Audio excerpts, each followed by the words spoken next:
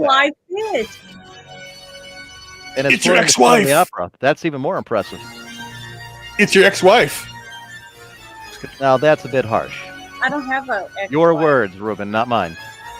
I know. I'm not just saying. correcting you. Have you guys ever seen one of these fishing while you were out fishing or anything? Because they're deep sea fish. Do any of you guys like deep sea fish?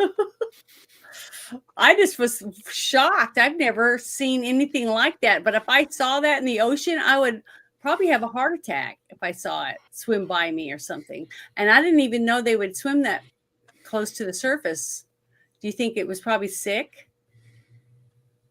Yeah, probably. I'm guessing it was dying. Don't the giant squids come to the surface when they die? I mean, I think you're right. That's probably what happened.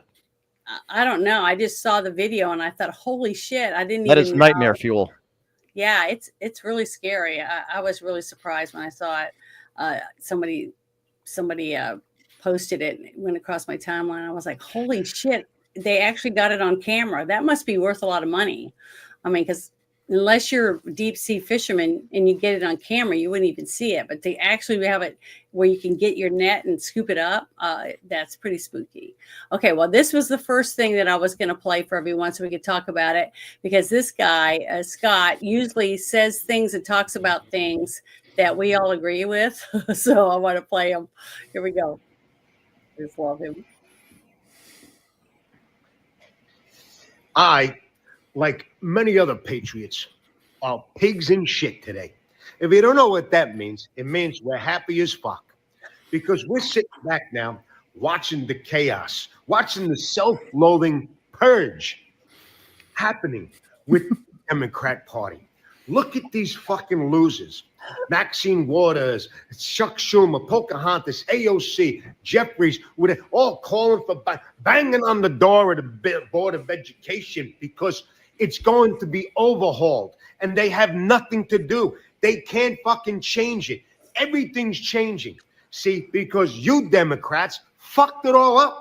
Not only for everybody in the country, specifically for you fucking Democrats. Now, you moderates are the ones to blame because you let your radicals take this to the moon. We're supposed to seesaw like this, conservative, liberal, and we clash, and then we stay right here in this fucking ball. But you Democrats let the radicals in your party take it to the fucking moon and fucked it all up, and now it's punching you and your fat fucking head.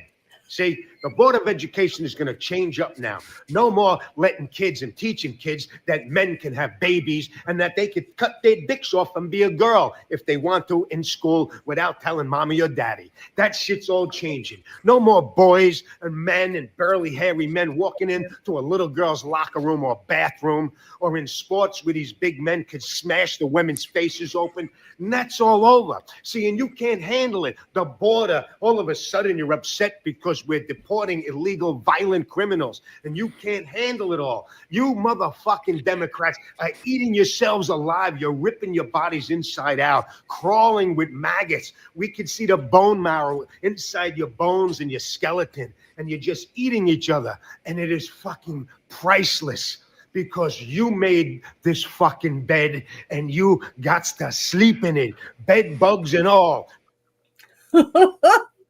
I love this guy. He is freaking awesome. I'm going to share that in the chat too. If anybody wants to share that with anyone. But have you guys ever seen that video? Nope. Have you ever heard him talk before? Nope. Pay attention to him?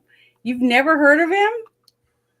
Because he's an artist. He painted that picture of that one guy that was shot and killed at the assassination of Trump. Jesus, remember that? I only have 24 hours a day to follow things. I'm sorry. That's okay. Ruben, did you see that? Some of his artwork and stuff? Yes, I've seen his artwork before. He's thrown pizza at Gracie Mansion before when de Blasio was there. Yeah. He's done a lot of viral art, like a Blonsky has done throughout New York. So yeah, he's very, very, very, very famous. Yeah, I really like him. He reminds me of a lot of my relatives because a lot of my dad's side of the family is from New York and Maine Massachusetts, all up in there, and the way he speaks and everything. This reminds me of a lot of my relatives from there. So I just really like it. But I like what he has to say because he's saying exactly how we all feel. I hear Bruce almost every day say shit like that. We just need more wood chippers and all that kind of shit. So it just makes me Wood happy. chippers would cause so many happy and secure families, and fathers would just be content. Some fathers would be content, but if they're a liberal father, I don't think they would be, if you know what I mean. But here's the video that goes along with what he was just talking about. Oh God, make sure I get the right one. It's number 10. Oh, damn it! Wish I was better at this. Gunther. Yeah, here it is. Hola, grumpy old ninja Kentaro. got it. How are you doing, sir? All right. Okay. This is the Democrats are trying to storm the Department of Education. Maxine Waters and Maxwell Frost are trying to force their way past the guard. So this guy that's standing at the door, I was reading through all the people's comments and stuff, and there's so many people that would say, I want to know this guy's name because I want to go buy him a beer and stuff. So I just want to let you watch this chaos. And they think we're the Nazis and that we're the crazy. Right now, you're looking live at the Department of Education. Members of Congress, they're being denied entry into the building. The doors are locked. There's a security guard there. I'm guessing that's who's in the brown, tan-looking shirt, but we don't know for sure. They're having a tense conversation. Kind of want to listen in for a second here.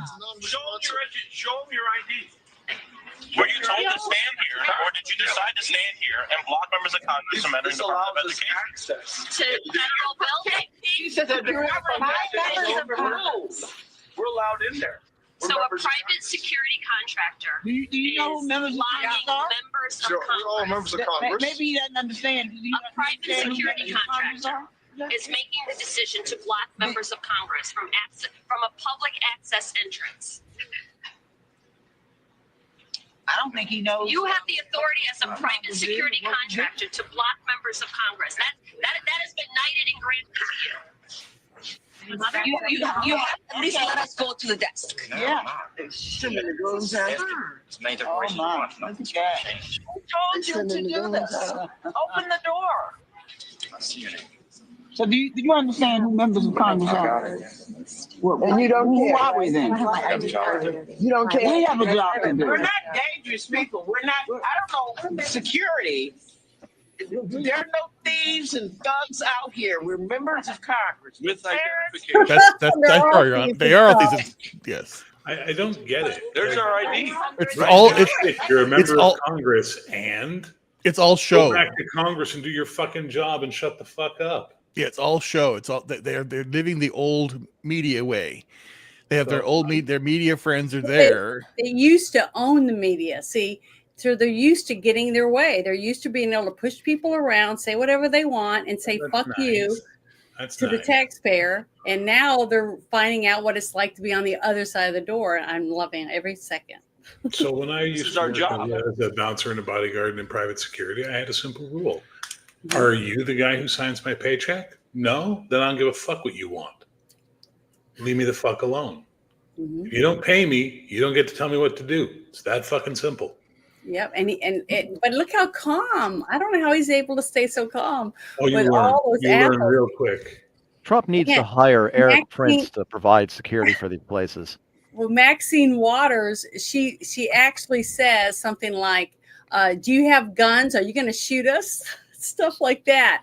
That's basically what they did when they shot somebody on January 6th. Well, to his point, this is all performative. That's exactly what this is. Now, you said they used to own the media. I submit to you, they still do. They own the mainstream media. They don't own the rest of the media, which is the problem, and they continue to lose ground. Now, in the last video, you asked, what do we think of all this? Mm-hmm. What do you think? I think the Democratic Party is doing a great deal of damage. Here's the deal. It doesn't matter what Trump does or what Democrats do.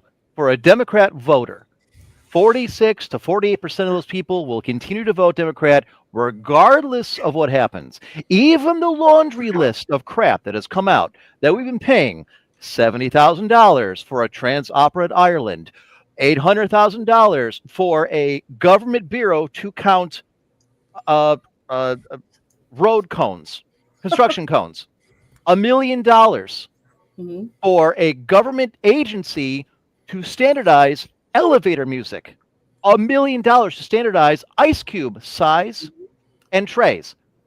It doesn't matter what we've been wasting money on. They'll keep voting. It doesn't matter how foolish they look like talking to a security guard who doesn't give a shit, like Bear just said, because these guys aren't signing his paycheck. They will continue to vote Democrat. The other, 54% of the United States, all right, likes what they're seeing. And there is my concern. Now, you're asking, what do I think? Oh, this is great, because Trump's attacking all along the line. And the Democrats and the media, they don't know which one to refute first. And by the time they finally get together their defense or their narrative, or they pay their protesters to show up about one thing, he's moved on to 3 more. Yeah. My concern is this, and it's a concern, and I'd love to hear what everybody thinks. 4 years from now, when Trump is gone, what happens then? The Democrats are doing horrific damage to themselves. I think with a majority of the public that might be in the middle, that still casts votes back and forth. I have no idea who the hell they run in 2028, let alone 2026 for the Congress. What I'm worried about is us losing ground that we're gaining now because Trump won't be there. Well, That's my concern. That our VP will try to step in and take his place? I like J.D. Vance. I'm from Ohio. Was my senator. For all Vance is great, he's not Trump. Trump is a force of nature. Yeah, but the people aren't stupid. They know he's not Trump. They're going to accept someone else. No, the people the 77 million people that voted Trump in, they're going to vote for the You need next to understand, Janet, that's not how dynamics work in social structure. People are stupid. Individuals are smart. That's the difference. Large groups of people are the most dangerous thing possible because they will not critically think. They will not apply rational thought. They will think emotionally and which way the herd goes. You will hear endless humans tell you that they are lone wolves and they're me, I'm a bear and I'm an eagle. We're all sheep. And it just figures out whether we're a white sheep or a black sheep. And the black sheep taking that are the ones who don't fucking play. We sit outside and refuse to play. The white sheep go wherever the dogs barking tell them to go. And Historically that is a big speaking, problem we have. People in the middle, by and large, don't like to stay on one side of the aisle too long. That's why most of your midterms usually switch from the one in power to the other party, just because they want a different perspective or they're tired of hearing from the same people. The pendulum, especially when it comes to, social things, has dramatically gone the other way. Video games, these woke, companies are getting creamed. Disney, Marvel, Lucas, Sony, all these production companies putting out movies, pushing the message. Nobody wants to hear it anymore. The pendulum is going back to the right very quickly. At some point, you expect it to try and moderate itself. I like the next 4 years because I like where we're at. He's cleaning what he can. He's making moves where he can. Mm-hmm. I like that we have a bullpen of people, DeSantis or Vance or whomever, that can take over, but they aren't Trump. Yeah, but the thing is, we're also at a point where we have 4 years for them to put together the opposition. And that's what everyone's forgetting, is that we don't know who Vance, if he gets the nomination, which is likely, will be running against in 4 years. We don't know what lessons they've learned. We're just seeing the immediate effects where they're still in panic mode. 3 years from now, we're going to start to get a better idea of what they're doing. And if Vance doesn't learn how to be charismatic, which he is not, he will not win unless they put a potato or Hillary up against him. Yeah, but do you honestly think, this is the one thing I want to say real quick, is do you honestly believe that the 77 million people that just voted in a landslide, took 7 swing states to vote for Trump, those same people are going to look at whoever the Democrats bring up after everything that they're bringing out right now with all this waste, that most of these people, now I'm not saying that Republicans didn't do it, because I know a lot of rhinos that I've complained about for years were involved too in spending this. And I can't wait to see the lists, the Diddy list, the Epstein list, all these people. Do you honestly believe that most people, the 77 million that voted for him, are all going to just say, oh, well, I'm tired of this shit, I'm ready to go to something different, and think about all that crap? I don't. How many people voted for Biden, Janet?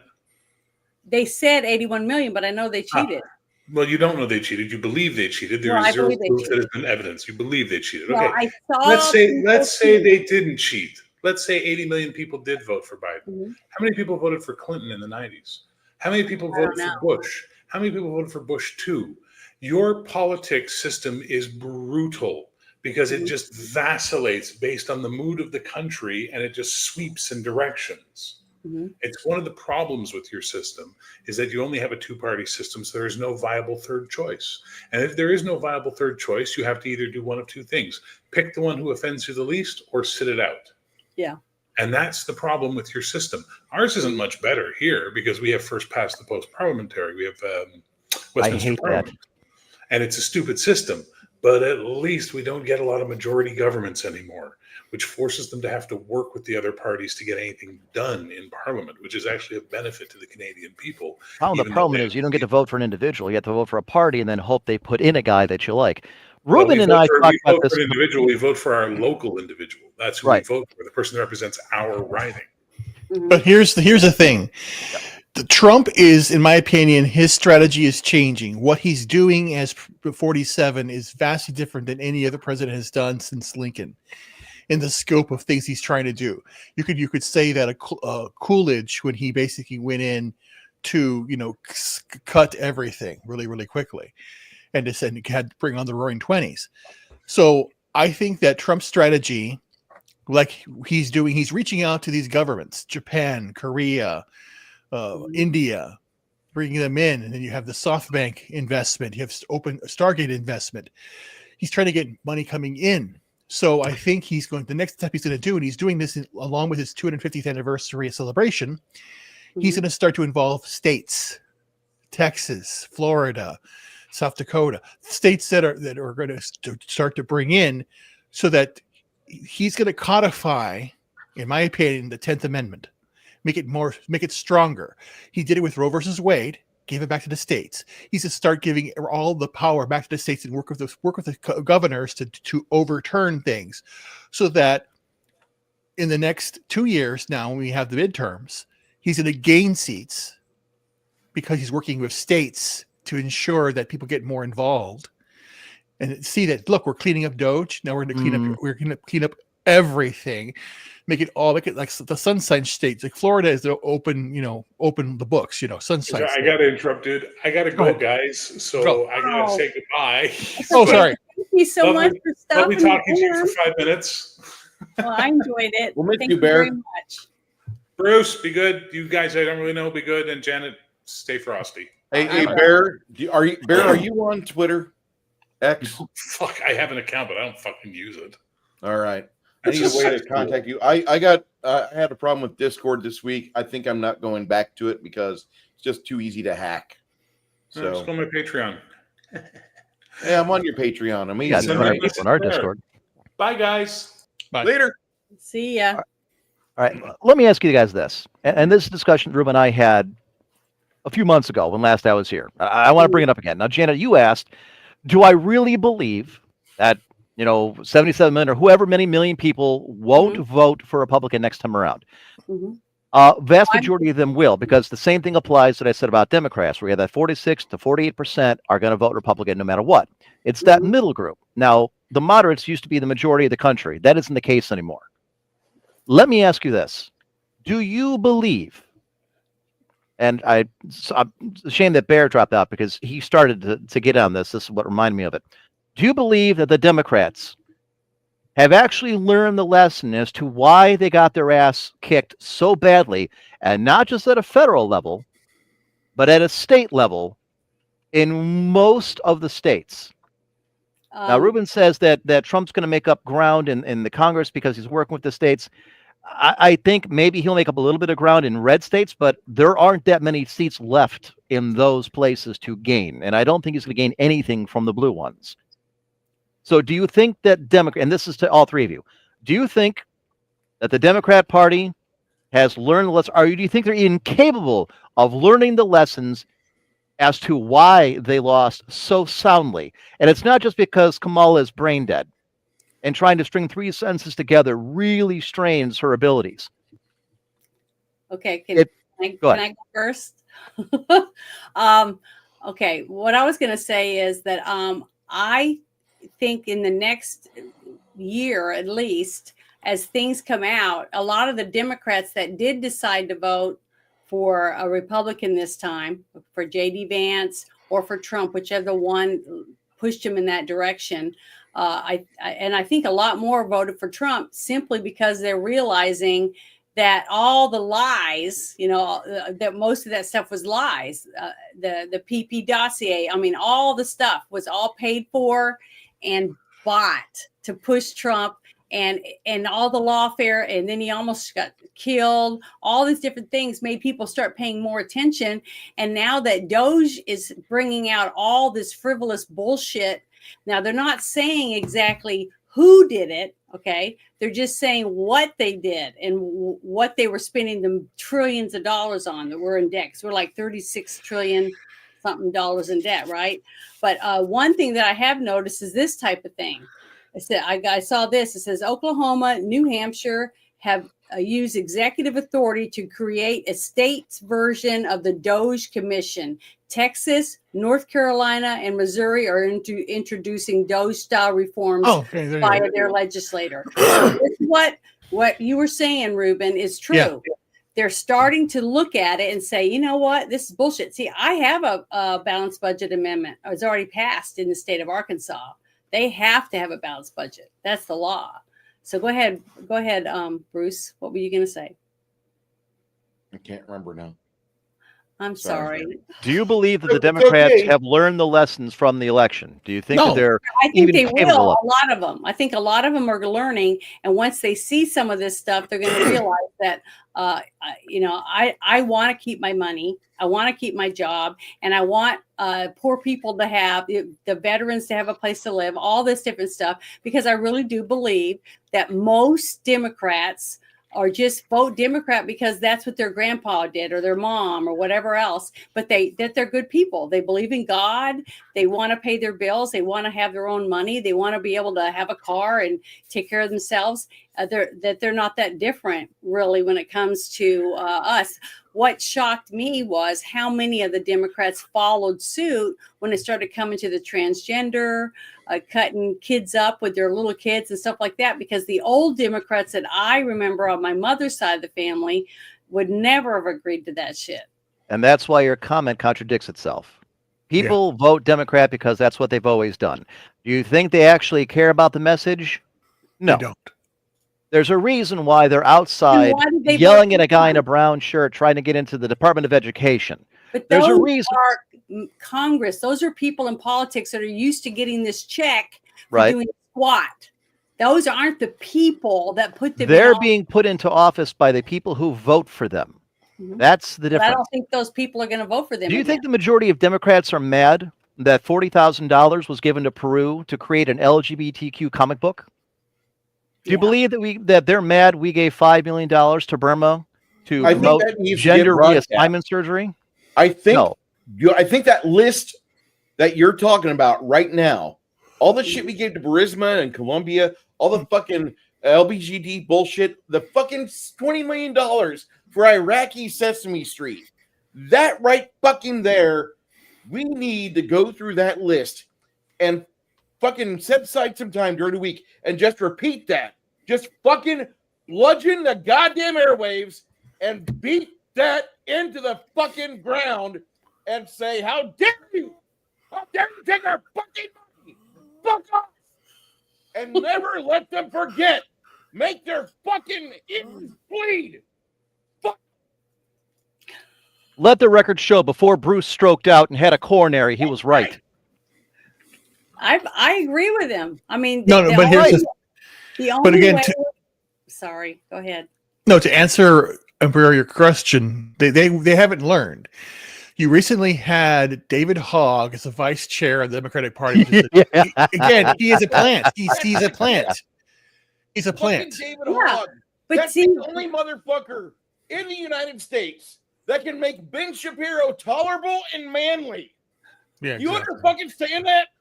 There's crazy. no fucking way. A that buddy of mine David once said, Hogg Trump is gonna blessed by the say enemies he good has. job. Please continue. That's very true. But again, they're not going to learn anything. Again, true hardcore Democrats are drones. They're NPCs. They have no thought. They have no. They won't. They just still listen to, mainstream media. They still listen to Hollywood. They still have. Again, they're very locked into their thing. I know people that are like this. Real Democrats don't. Okay, They but color can the I- color can with I color the jump color in for within a the second? lines.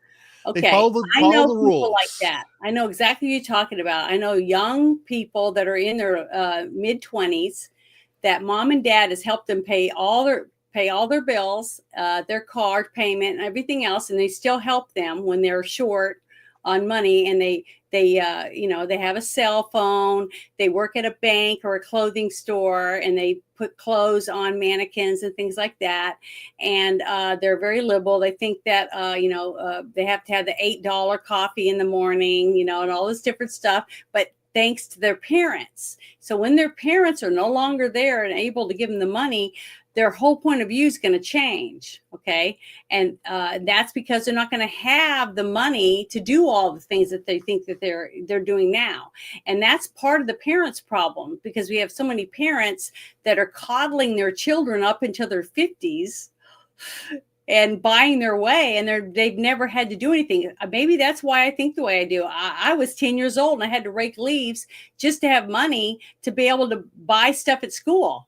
See, but it's not their parents' problem anymore. Now it's our problem. It's society's problem. It's like that old saying, if you're young and you're not a Democrat, you don't have a heart.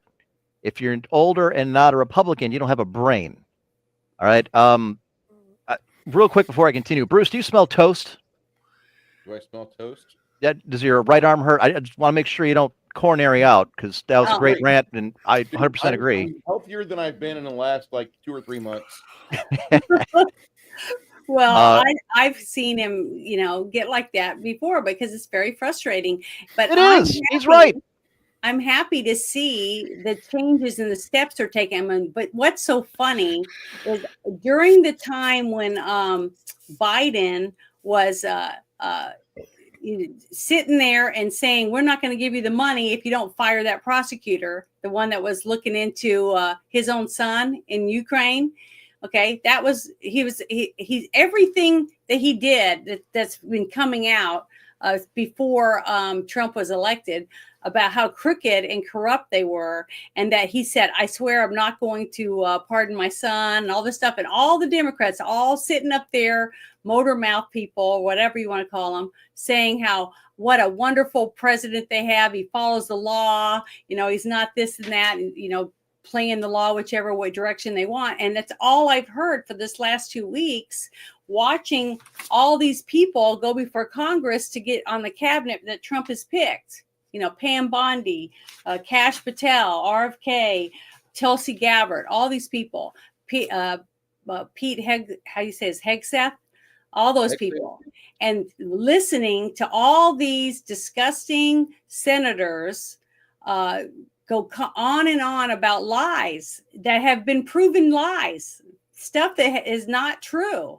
But they still stand up there and they say that stuff. And I don't know how they're allowed to do that. I don't know how. Because their people listen. Because their people aren't going to fact check the Democrat Party. All right. They're more than willing to go out there and spit out the same rhetoric, the same crap that's been going. And to Ruben's point, and to what you guys mentioned, no. The Democratic Party has not learned the fundamental lessons that have happened. If they had any kind of brain, they would run a moderate, mid-level type of person for 2028. Someone who says, you know what? We went too far because we really care about people. We wanted to include everyone. Maybe our methods weren't the best, but our intentions were great. We've learned that lesson. We're going to go about it differently. Still believe that everyone should be, included and should have a chance at having the American dream.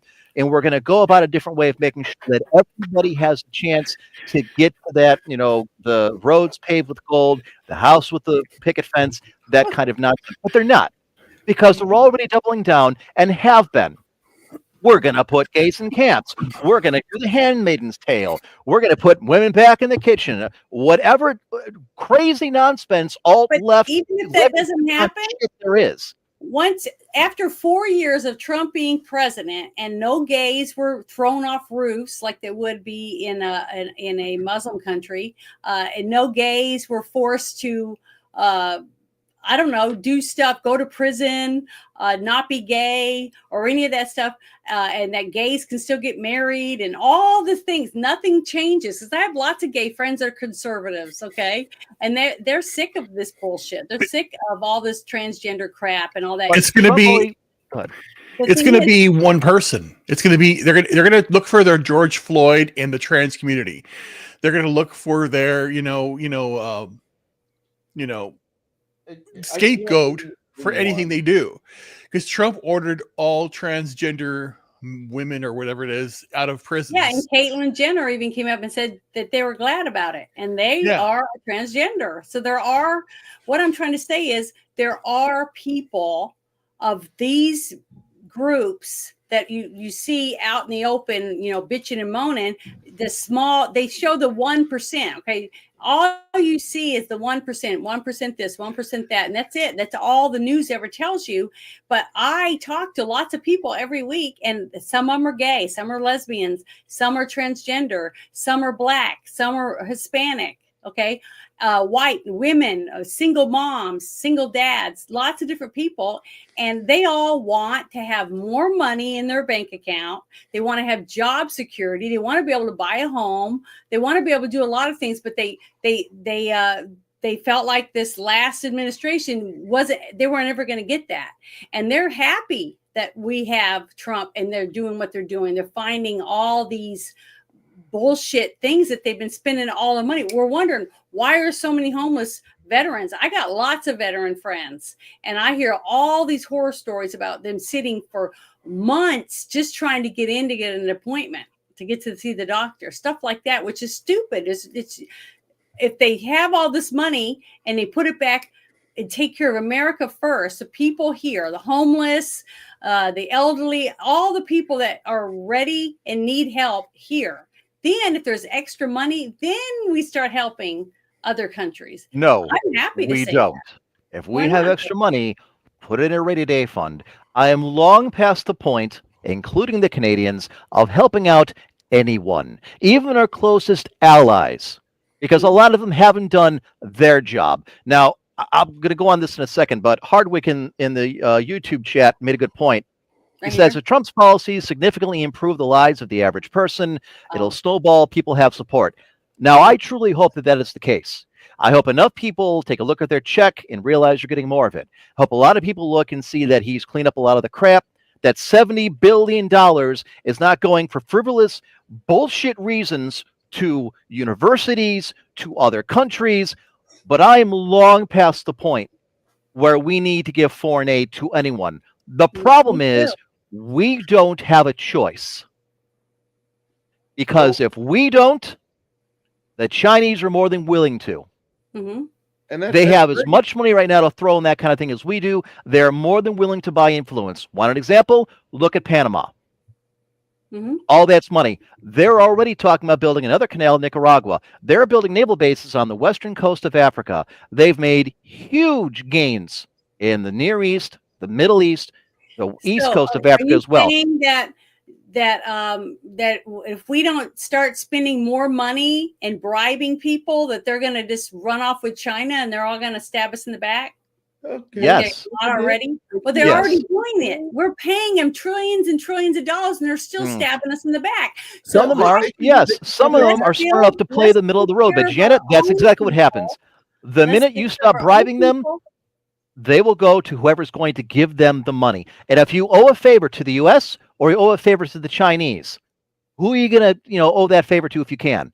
America, because chances are they're probably not going to take everything and shoot you in the head. The Chinese have no problem doing that. And that's what really gets me. Now, I think we need to be a lot more judicious about who we give that money to and why. Don't give money to Pakistan. To your point, they're actively against us. Don't give money to some of these countries that we know are actively against us. Most of the Middle East countries don't like us. They put up with us because they have to, and for no other reason. I'm going to jostle your brain, Emperor. Do you remember? Do you remember when the Great One said, "What we need is an excremental list, an international excrement list, on which we can have the names of those people who have continuously given us excrement and then demanded us to kiss their rosy derrieres." Do you remember that?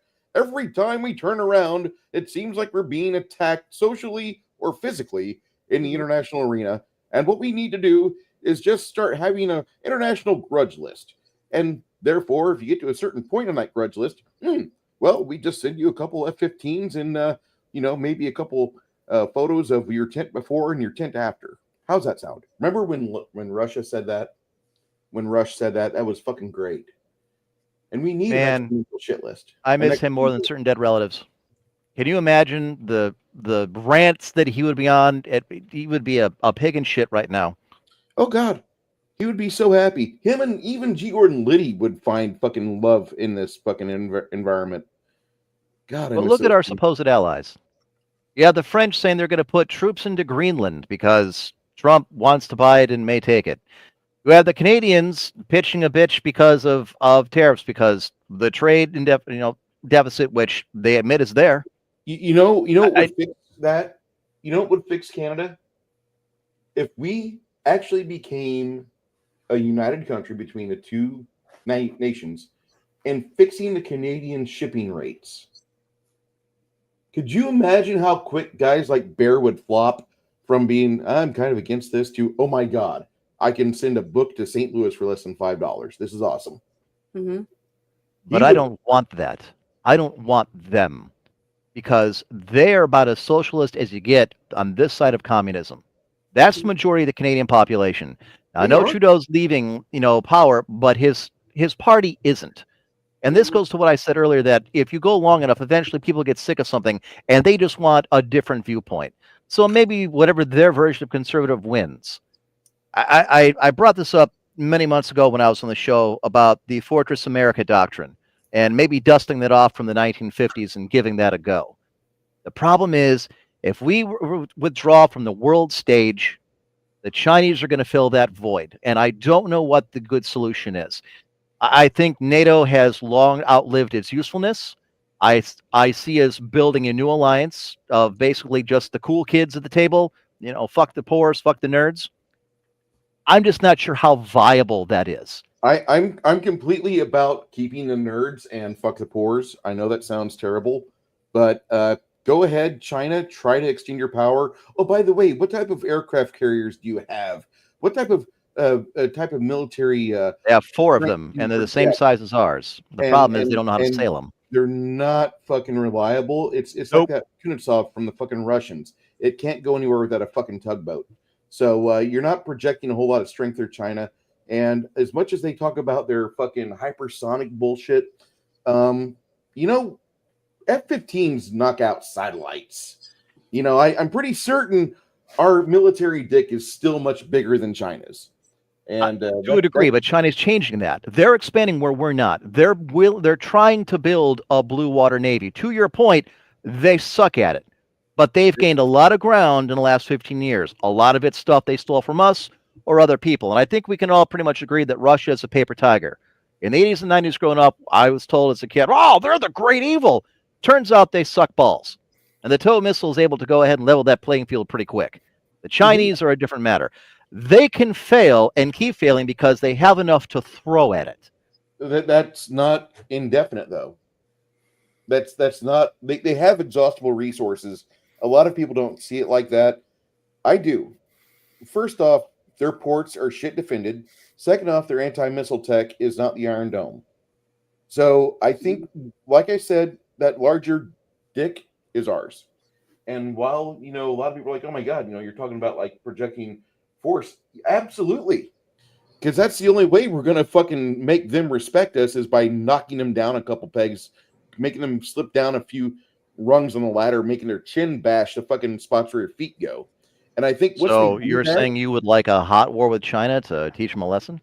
I would love that just to and I don't think our military right now, after being the last 4 years, is ready to. I don't either. We're understaffed. Our Navy is not near as big enough. We got people that wear tutus and shit, so we need to.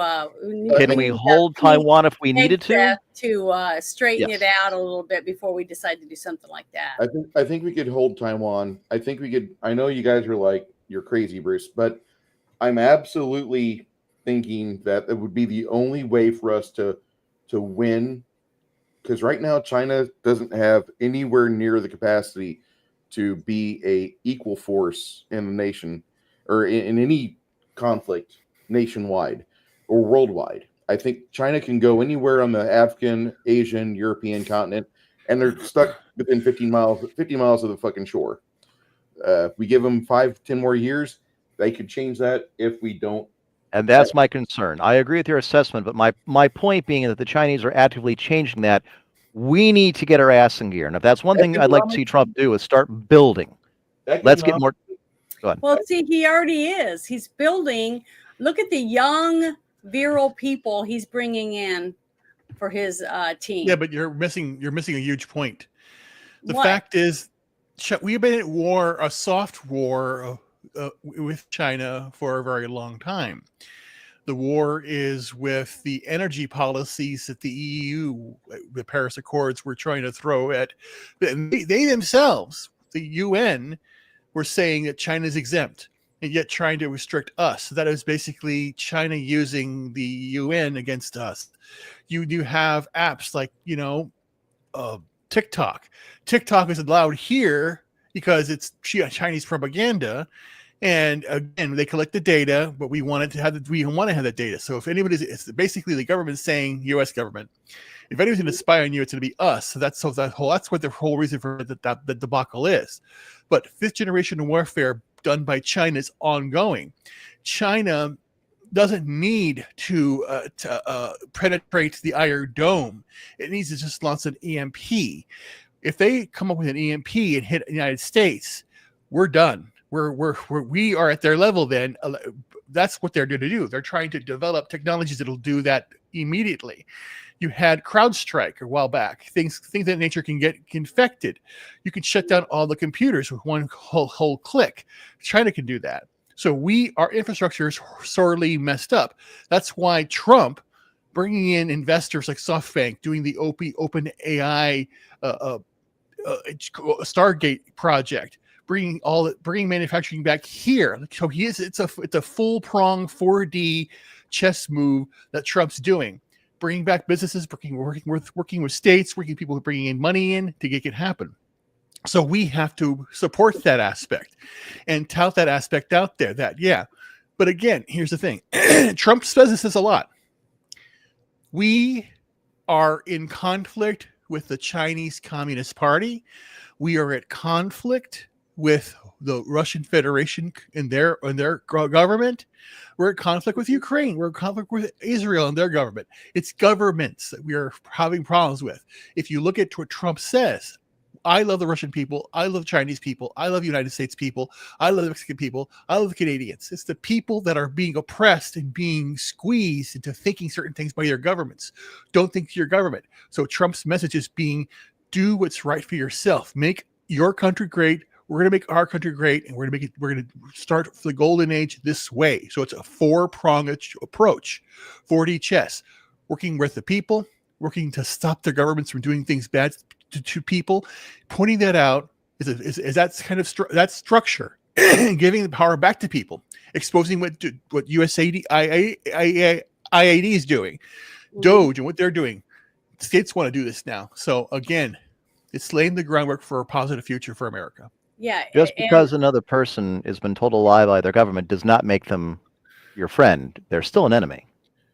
True. Mm-hmm. But one thing I did want to say was that Tree Rock, he posted something that I was talking about earlier, that he loved that all the Democrats voted for males to compete against women in boxing. The Dems, the Party for Women's Rights. Okay, that's what I have been really shocked about over the last 4 years with Biden. And Why? me asking, okay, I'm not finished yet. Let me finish. I've been asking a lot of women that are huge supporters of Kamala Harris, how can you think it's okay that they put women in a boxing ring with a man that has fake boobs but still has a penis and lets the man beat the woman to death, almost to death, basically. They could kill him if they wanted to, if they stayed in there long enough. But the same woman that you agree with that, a man beating a woman, being able to go into the bathroom with your young children because they're dressed in a dress and have fake boobs, whether they're real or not, but they're dressed like a woman does not make them a woman.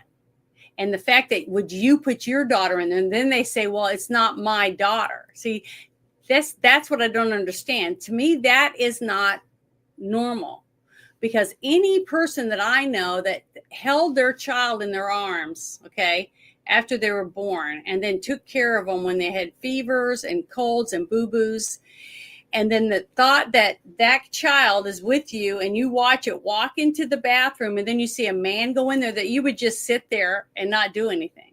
Every person that I know that is a parent, I don't care if you're a liberal or not, is not going to just let a man follow your daughter into the bathroom or your small little boy.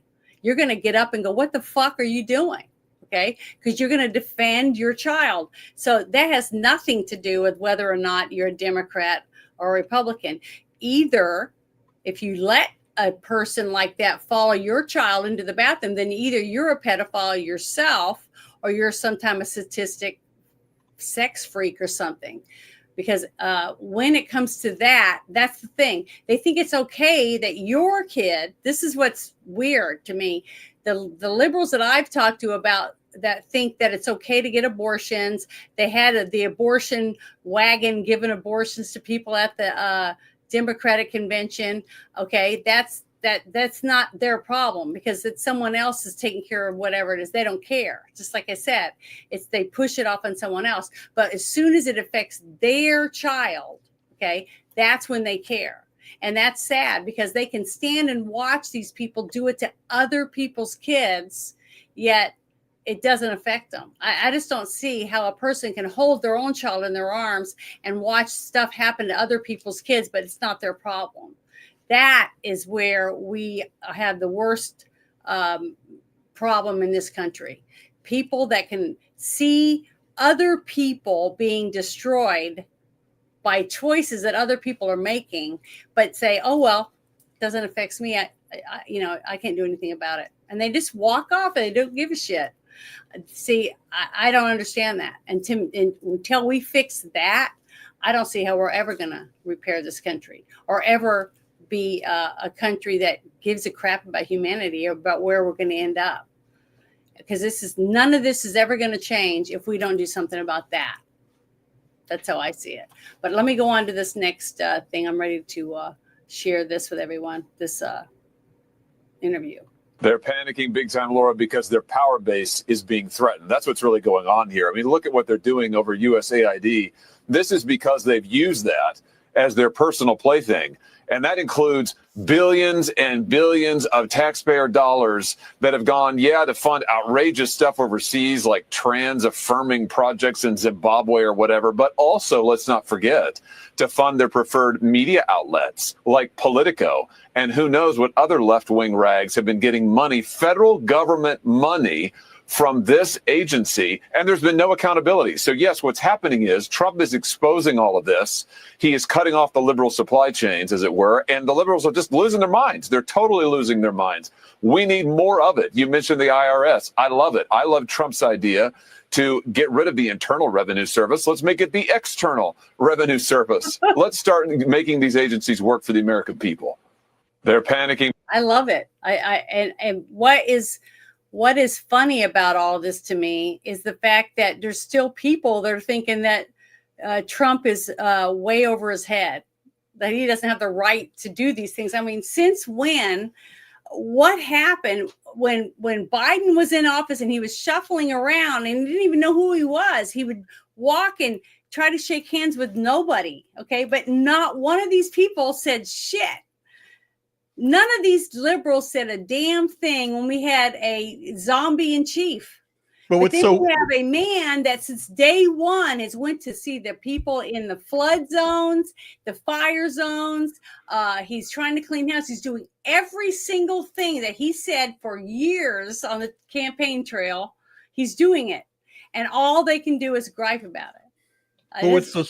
It's shocking to me that normal people, whether you're a Democrat or a liberal, can sit there and see these people acting like this and saying, oh, that's perfectly normal for them to act like that. Since when? I mean, am I that far way out there in the field like a dumbass? Am I some kind of stupid idiot that just stands there and goes, "Dlee" or whatever, to believe that Trump is actually a good person?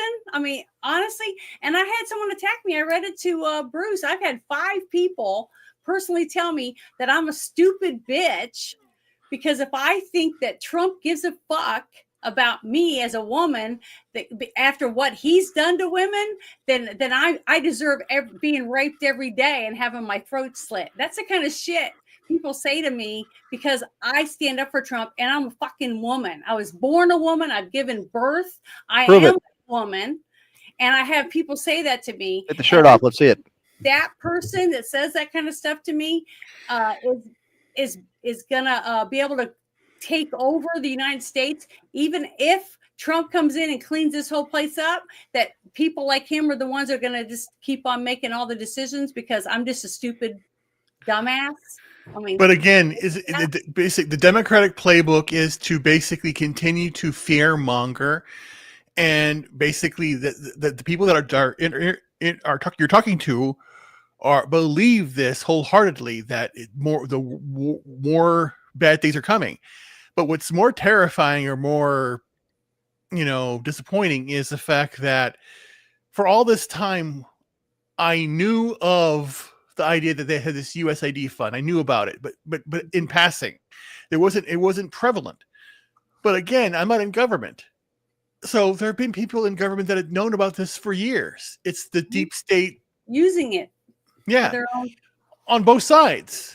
So any Republican that says, oh, I can't believe this is going on. It's like it's the whole Casablanca, gambling establishment here. I don't know. It's her, you're winning. So, okay, I'll take it. Bullshit. They knew about it. A lot of them contributed to it. They've known about it for years and did nothing to stop it. Correct. That's my problem with the GOP. Correct. That's what I'm saying. So anybody that's feigning right now, you see this complaints. The only people that I genuinely trust, like Massey, Lee, Paul, Cruz to a certain extent, but not really. But but again, they all knew about it. So again, they're feigning like, oh, it's terrible. How could this be going on? You've been in Congress all this time. You didn't complain about it.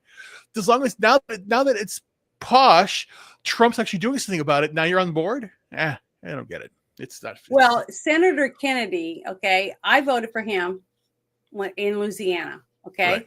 I liked him. I met the guy. I shook his hand, and everything he said when he was up there talking to Kash Patel and, doing some of these other things with all these people that they're, trying to get picked for his cabinet, and the Democrats are filibustering. They're doing everything they can to drag it out as long as possible.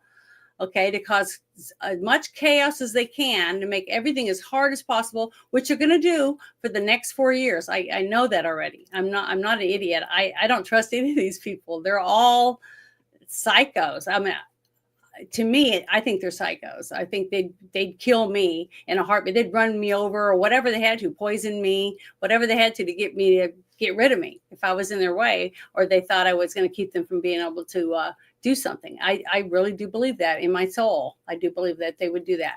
But Hey, Janet. what? Yes. Hey, Janet. Mm-hmm. Hey, Janet. You can't hear me? No, I can't. I just want to annoy you. Listen. Oh. I want to ask you. I'm going to tell you something. I'm going to throw this out there. You know what Trump's doing that I don't like? Issuing hundreds of executive orders. Now, I understand the need for it, and it is necessary because it's the only way to get anything done. I hate it. I despise it, and I wish it wasn't necessary because Trump is not a king. The president is not a king. It was never meant to be. Mm-hmm. And I guess I would like to hear what the three of you think, but to me, it aggravates the hell out of me, and I hated it when Biden did it even more. Because he was an idiot and he didn't know what he was doing. Maybe V8 will sponsor a vegetable now. Well, we don't have a Congress that. But he's not throwing it to the Congress. He's not even attempting to allow lawmakers to go ahead and do it. Now I understand the point is that things. About that? What happened to him in his first 4 years? As I was about to say, I understand the necessary need for it because he didn't control the Congress or the Senate. For the first 2 years, all those people that ran as a Republican saying, oh, I want to get rid of Obamacare and I want to do this and I want to do that. And they get in and then you have a Republican president and they didn't do jack shit. They didn't even finish the wall because they all hated Trump. So this time Trump went in saying, these are the people right here. When he gets them in there, they're going to help make the differences and the changes. And look what's happening. The states are starting to do it for themselves because they know we got a limp ass. Which is exactly the point I was making because to make the decisions and make the laws, they won't get off their fucking ass. So these are the people that are going to make people do it. But that's the way the Constitution is. That's the way the country was set up. And that's what everybody seems to have forgotten. Majority of the stuff that's supposed to be done is at the state level. The federal government and the president is supposed to be a CEO, the first among equals, who just kind of keeps the ship running. And that's the thing that really bothers me. It's gotten to the point in this country where the executive, the president, has to act like an emperor to get anything done. To your point, yes, not a lot got done in his first 4 years, especially in the last 2 of his first term. And he has to launch all of these executive orders to get things done. This was never the way the country was supposed to be written. It's a hell of a precedent to set. And yes, other presidents have done it, not to this degree, except for Biden just recently. I don't like it. It's not how things are supposed to be. It was never supposed to be by feet, which is what exactly was happening. Fix it. What's that? What do you suggest that Trump should do to try to get them to do something different? I'll give you an example. More omnibus bills? I mean, after the Revolutionary War, the Army and certain members of the Continental Congress came to George Washington and said, General, we will make you king of America if you like. And he decided, no, I would rather be an executive, as we discussed, and become president. He could have continued to win over and over and over again. And after 8 years, 2 4-year terms, he said, no, this is the precedent that I'm going to set by only running twice. Now I'm done. It's time for a different voice. What would I like to see done is Trump to set that precedent. Say, you know what?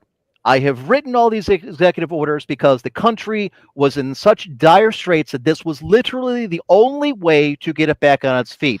And that's true. From here on out, I'm going to issue almost no executive orders. These are the things that I want to see done. I am now challenging the Congress and the Senate to make it happen. And if they don't, I ask the American people, call up your representatives and make them, because that's the way the country is supposed to be run. I want Trump to be the modern-day Cincinnatus, who does what he needs to do and says, you're right, I'm done. I'm going back to my farm. Going back to Mar-a-Lago. I'm going to play golf. That's what I want him to do. You don't think he's going to do that? I think he's already been doing that. I think the point that Trump is at a point now where he doesn't think that's even an option because they fuck with him so much the first time and because he's facing nothing but headwinds against the Democrats who will never vote for a single. He could say, we're going to save baby seals for $1 a day. They will vote against it. Yeah, he could say, I got the cure for cancer, and we're going to save everyone from cancer, and they'd still vote against him. No, we don't want to take Trump's vaccine. You'd be stupid to take Trump's vaccine. If you don't take the vaccine, it's going to be a winter of death. Okay, that was very weird. Kermit, you get the idea. You just said so yourself that women continually vote against their own interests by allowing men to be in sports, those kinds of things. The biggest voting bloc for Democrats are white suburban women, the people who are more affected by that than anybody else. And what I would like to see is... I can't understand that. I can't either. I'm a woman, and I have literally sat and cried trying to understand why these women would want their children to grow up in a country, and they have sons. Okay, you give birth and you have 3 sons. Now your sons are the ones that are very bottom of the list now, not because they're not smart, not because they're handicapped, all because they're white and they're maybe heterosexual. So because of that, the way the liberals look at it, they are at the bottom. They push them aside, and then they think that that's okay. So then what do? They put tutus on them, or put a litter box in there to make their kid push their kid back up because that white boy needs to have, they feel bad for him. That's fucked up. Okay, to do that to your kids simply because, well, they're not going to accept my kids because I have 3 normal boys. So now I'm going to fuck them up so that the other people feel sorry for them and won't let them fit in and be able to play on the playground with the other kids. That's messed up. And how do you fix 2 generations of people that have been raising their kids that way? See what I mean? I don't know, and that is a concern and a problem for a lot of reasons. I don't know that you can correct that overnight or even how to go about it. I don't know about the boy fucking where it goes to Trump's executive orders that I just wanted him to make less of them. I know, I agree. But here's one thing you have to remember. We got a lot of work to do. There's one thing you have to remember that's very important. The executive order, the majority of executive orders that Trump signed, especially on the first day, rescinded previous Biden executive orders. So any executive order he signed is more than likely something that had rescinded something. He even went back and undid a Johnson one. So he's going back strategically, going after old executive orders. He's not creating new ones. He's getting rid of old ones. And he is creating new ones. And there are a few new ones in there. Like, there are 2 genders, women in sports and all that stuff. We kind of need that at the moment. Mm-hmm. But again, the vast majority of them were rescinding previous ones. Ruben, I don't really care if he's rescinding old ones or not. My point isn't where they're coming from to start. My point is that they exist at all. I want to get to a point where it's not necessary. Unfortunately, it is. And I know I said this before the election, months ago, we need a Caesar, we need a strong man to come in and clean house. That's what he's doing. What I would like at the end of it, or halfway through it, once we are started down the road of clearing this shit, is for him to say, all right, I've got us moving in the right direction. This is where we're going to slow down. From now on, we're going to move this back to the way it was. Mm-hmm. And I challenge the people who sit in this chair behind the Resolute desk when I'm gone to do the same. Make less orders. Don't countermand the guy before me as much. He had to because Biden has put us in such a bad spot. We don't have a choice. 36 trillion in debt. Our enemies are on the march. We don't have a choice this time. I simply want to get back to a point where we go back to what the founding fathers intended, which was let the states do most of it, have the federal government just kind of, keep things running. And I don't know that we do get back to that. And that's the sad and sorry truth of it. I look at the historical precedent, where we are as a nation. Janet, you just said yourself, how do we fix that? I mean, you were talking about social issues, but you know what? It's a bigger question. How do we fix, the way the country is being run, which is a head man at the top telling everybody what else to do because Congress and the Senate are incapable of doing the job. And I don't know the solution. We have the strong man. We have Cincinnatus in office. And I'm circling back to the original conversation at the start of the show. It concerns me what happens in 4 years when he's gone. Mm-hmm. And I lament the loss of the way the country was supposed to be. And for the first 3/4 was run that way. I don't want a king. I don't like the English. I don't like any country that has a king. All right? Despite the name, unless I'm the one in charge, in which case I'm a very strong monarchist. Put me in charge. All right? I don't want this go forth and do what I've said. So let it be written, so let it be done. Mm-hmm. And I'm hoping Trump's that guy to go ahead and do that if he even gets to that point where he recognizes believe it. that Trump is trying to, from everything that I remember from way back when he first put his hat in the ring, that he has been doing nothing but trying to get the people What to the hell is this? take their country back. This channel sounds like National Socialism.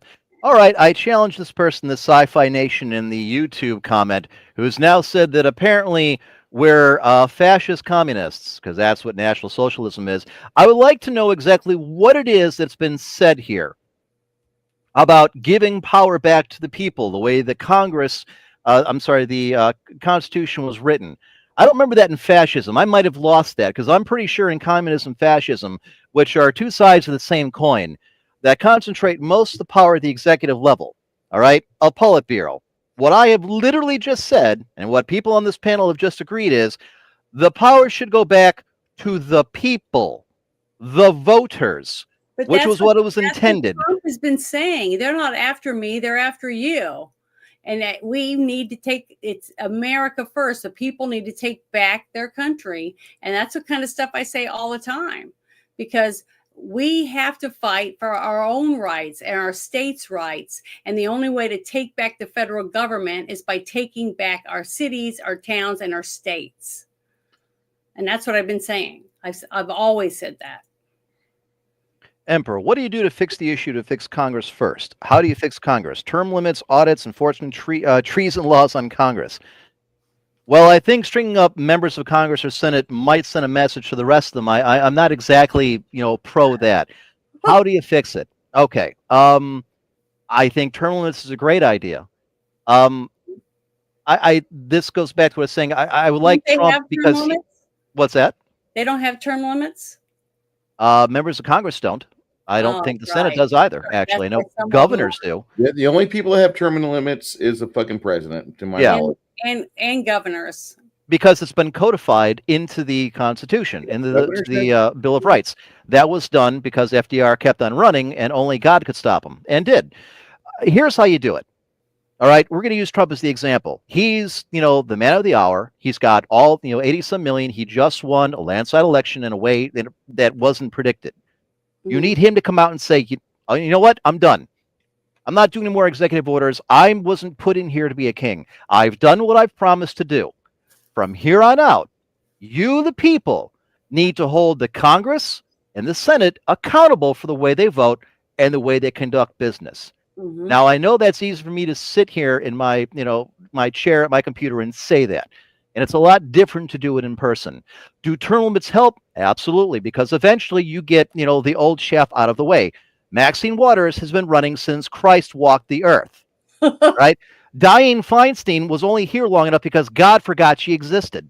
All right, these people were here for 20, 30, 40, 50 years.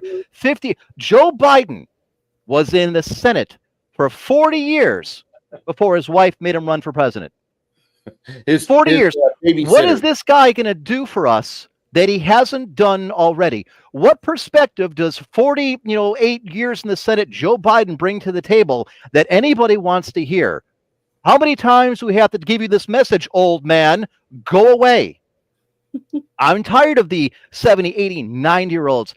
God bless Trump. He's 78 in the body. He's like a 50-year-old. He's out there doing all this. But it shouldn't be all on him. But see, that's what I was saying earlier. Trump is older, okay? But look how young his VP is, and look how young everyone he's chosen for his group of people to follow him and do his bidding, okay, and to get things done and straighten up our country are all young. He doesn't have any old people in this. But they're cabinet members. They go when he does. I know, but but the thing is, get these people out there like Ted Cruz, the Secretary of State, gets out there and he does a kick-ass job. Guess what? He's on the list. Ted Cruz has been a Senate in Texas for how long? 12 years. 12 years. 12 years. That's not, you're not listening to what I'm saying, apparently. No, I was listening, Jen. I understand the point you're making, and you're right. I was just wanting to prove a point about how long. Now, and Cruz is a younger dude. All right, he hasn't been there forever and a day. He's not this old crotchety guy. He's on that list. Oh, I get it. Pete Hegseth, okay. Pam Bondi. She's been a lawyer, but she hasn't been in office forever. This is what I'm liking about. That's why I've been. When I hurt my foot, I sat down and started looking at what could I do on my computer. And when I started seeing all this stuff going to be live, I thought I'm going to start showing this, even though I'd have a few hundred people watching, which is great, But the thing is, every person that gets to sit and watch the way that they pick these people and the questions that they ask have nothing to do with the job that these people. And that is why you have the problem that you do. You just hit the nail on the head, Janet. I was about to say it, and wow, perfect. This is why. You want to know what fixes it? I'll tell you how. When the reason why you cannot get decent quality people to run for office is because the minute they do, half the population in the United States, including the media, will crawl through every damn thing they've ever done, said, gone to, associated with, taken a picture with. They will have their entire lives and anybody associated with them, including their family, their friends, business associates, dragged through the goddamn mud and have everything scrutinized down to the smallest note. Because if you are not walking on water and turning water into wine, and even if you were, you're probably on the right and you're a Jesus freak, and that makes you bad. You want to know how to fix it? The biggest way to fix our problem is that. Because no decent person is going to want to have their entire life and those around them under a microscope and be judged by 400 million people, including the 30 million spurgs on Twitter who don't like something they said, did, or a stance they take. It took a man like Trump, who's got billions of dollars, to run for a job that pays you $400,000. And they have said everything about him and his family that you can possibly imagine. They have prosecuted him. They've tried to ruin him, his business, take his money, take his livelihood. Why would any of us want to go into federal service like that to serve our country after seeing the way he was treated? All right, and that goes for both sides of the aisle. Why would anyone? Yeah, people lament the fact that we get these career politicians up there. You know why? It's because you already know everything about them. Trump won because the guy's Teflon. We don't. This since the 80s. What are you going to say about Trump that somebody hasn't already? But that doesn't go for the rest of us. We don't know everything about these fuckers. Like, first off, I'd like to know the fucking list. I'd like to know the Epstein list right now. Well, we're getting it. I want to know.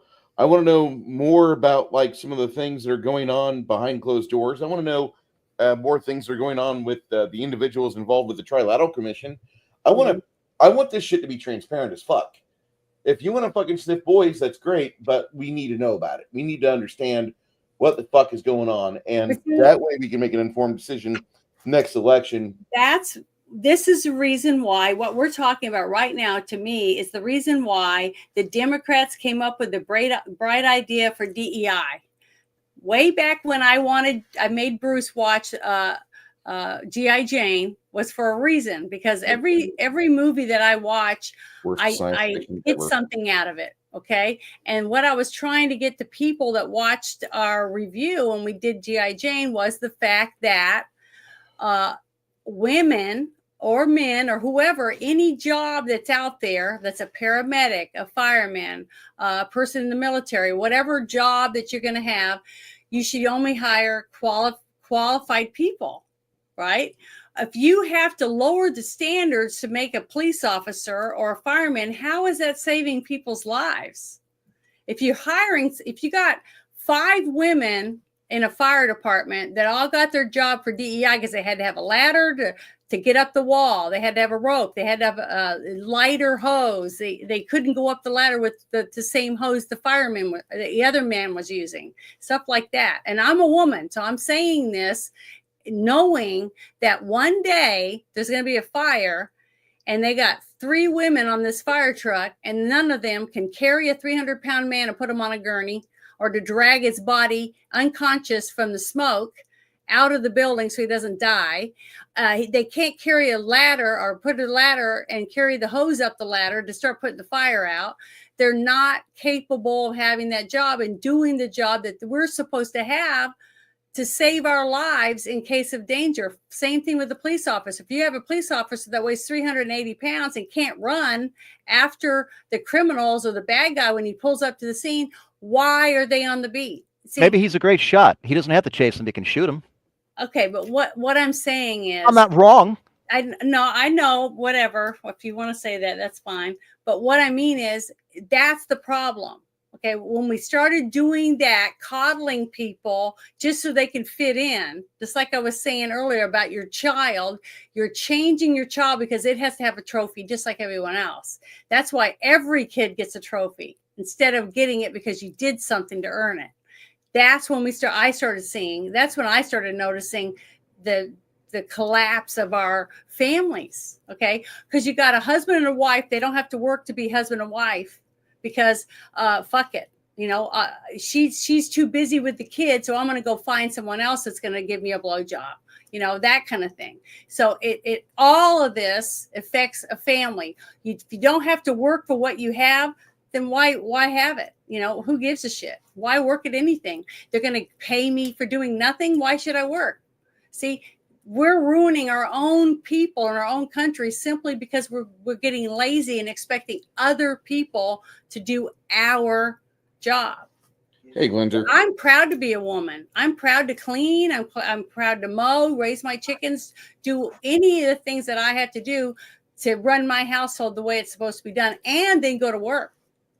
But how many people will do that? They'll say, fuck it. I don't care if my yard looks like shit. I don't care if my yard's mowed. I don't care. They don't care about what they look like, the way they present to other people. And I think all of that is all the reason why we are where we are today, because people have gotten lazy and they expect someone else to be the one to do it. Just like I said, for many, many years, you go to the polls and there's all people sleeping, elderly people working the polls.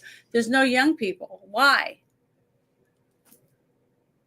Then we had to bring machines into count, and then it would get easier and easier and easier to cheat. And more countries, states and cities, because no parents were telling their kid, this is how the government works, and you need to learn how to how the polls work and all this different stuff. We don't have people teaching their kids what our parents taught us and their parents taught them and passing it down. We don't have that. We don't even sit at tables and eat dinner together. I just feel sorry for our country. We've missed out on so many wonderful things simply for the fact that it's somebody else's problem. And once we change that and we start taking responsibility for our own lives, we're going to see a lot of good things happening. That's why we have someone like Trump, because Trump's mother was a good mother, and it apparently had a good dad too, because his dad told his kids, you got to do things for yourself. You have to be able to do this and do that and blah, blah, blah, and help them so that when you die and you're not there anymore, your kids can take care of themselves. But we're leaving a bunch of people behind that can't even boil water or sew a hole in their pants. Or do their own checkbook. To me, it's all our faults. It's our ancestors. Hold on. Listen, I'm done with the fucking nanny state. Yeah, me too. I'm done. Like, if you can't fucking comprehend basic fucking arithmetic, I'm done.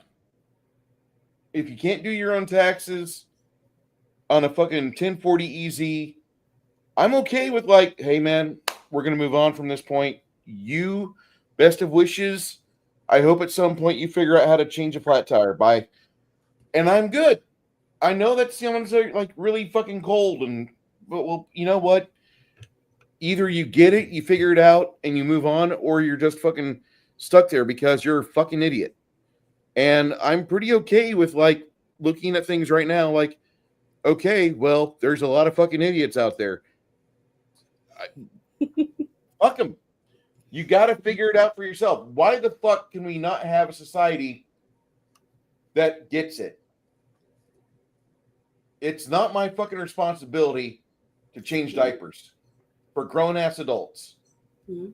And nobody else here should be either. You should have a fucking 30-minute or less training program to get things to where they're rolling forward, despite what it might be. If it's a simple fucking common thing that people have done for generations. But now because you can't adult right, obviously we need a fucking coloring book and some quiet time and maybe a fucking little nappy poo, little nappy time for you because you're a 23-year-old that can't function without fucking frappe latte and 17 fucking carbohydrates per serving, but you have a cup with 7 fucking servings in it. I'm fucking sorry that the schools are busted. Maybe your mom should have shown you something before she's like, oh yeah, and by the way, here's how I got my my third child. I went on Instagram and I twerked my ass off. Fuck these people. Mm-hmm. And I know it sounds terrible, but I'm also the dickhead. It's like, yeah, I'm okay with a hot war with China because we can bomb shit from afar and they don't have the fucking capacity to do a whole lot right now. And while we have the chance to do it right now, fucking hit them in the nuts and take their knees out. I'm a dick.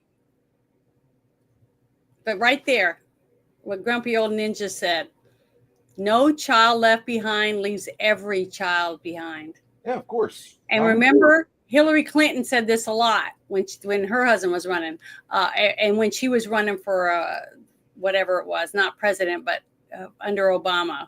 Can we ship Gates off? When she said, it takes a village to raise a child, that kind of shit. Of course, she's going to say fucking communist bullshit. And the fucking left right now is doing nothing but quoting fucking Alinsky. Mm-hmm.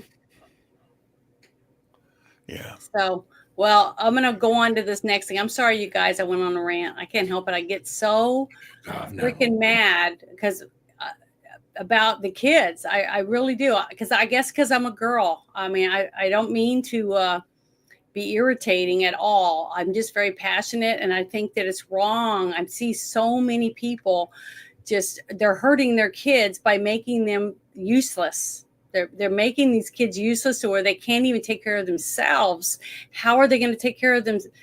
They get a job and do all these things after you're not here. So people seem to live their life. I just lost 2 friends in 7 days. One of them just turned 50. Both of these people died of heart attacks.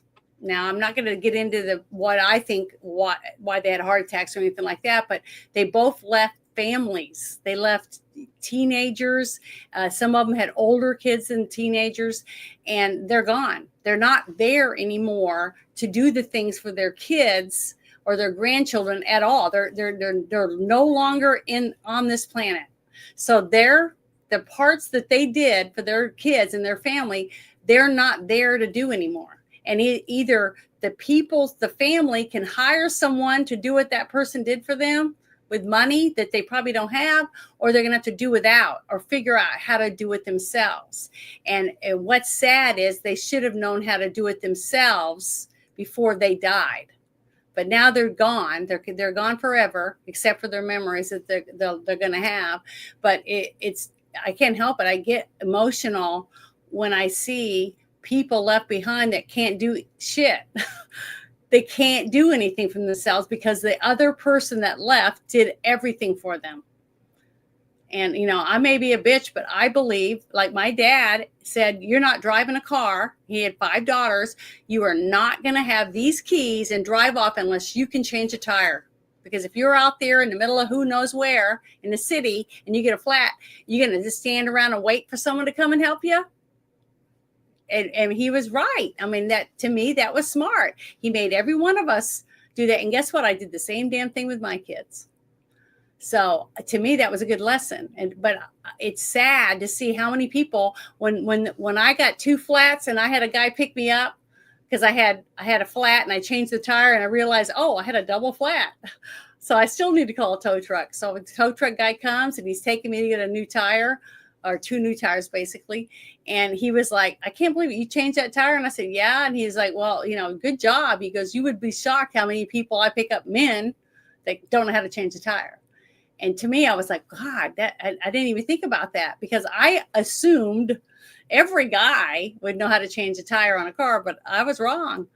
And how many women don't know how to change tires, or they're just standing on the side of the road, helpless, waiting they're a target. And that's not going to be me. For the record, I can change the tire. I just choose not to, because that's dirty work. That's for the poorest to do. Okay, whatever. I mean, okay, let me ask you this. Are you okay with a tow charge of or tow truck driver to come over for $200? Or does your insurance cover that? Because we got to throw this out there. There are some people that don't understand the value of knowing how to change a tire. What did Bailey say back in P.T. Barnum back in the day? A fool and his money are soon parted. If you can't afford the bill, then you should learn how to change your tire. Me, I'm independently wealthy, so I'm good with that. Get out there, wrench monkey, change my tire. If there's somebody there, but what if you're in your car by yourself and you're on the side of the road? I'm never without a woman or women. So you have a woman that can change your tire? So I guess you're a lucky guy then. Look, if I'm paying the bill, they're getting out and fixing the tire. If they don't know how to do it, they'll figure it out. Yeah, figuring it out should be Americans' fucking motto. So Emperor has the right answer response to any woman who comes up and says, I'll do anything for $500. So that's right. And that covers a lot of shit, Ruben. Thank you. Exactly. And you go, okay, paint my house. I cannot tell you how many hookers I brought back in the house. Like, wait, is that a vacuum? Of course it's a vacuum, bitch. Get going. $200 an hour. Hurry up. I got 5 rooms and 4 bedrooms. Get cracking. Exactly. It works. Well, that would be Look, great. I told you I needed you to suck for 200. What the hell did you think I was talking about? That's a Dyson. Get moving. Doesn't move itself. If it did, I wouldn't need you. Right. I mean, that's why my wife, that's what she does. She changes tires and shit. And don't tell me about Roombas, because that's way too hard to set up. Plus, my cat looks at it funny. You're a lucky man to have a woman that can do some of the things that your wife can do for you. Women. I think I just want you to know that. But I wanted to bring this one up. It's from Charlie Kirk. I don't know if you guys have seen this, but I thought it was pretty good. To me, it just shows even more about where we have an option, or we have a chance to really make our country great. It's just like what we've all been saying, is that we hold all these people that we just put into office accountable. And if they don't follow through, the ones that are already in office in 2026, we need to get rid of them. Get rid of them. It's time for us to start taking back our cities and our states, just like what Emperor was saying. And this right here is, to me, shows how much we're winning. So I'm going to share this video real quick. Here we go. Also, with the inauguration of President Trump, the momentum for Japanese companies to invest in the United States is growing even stronger.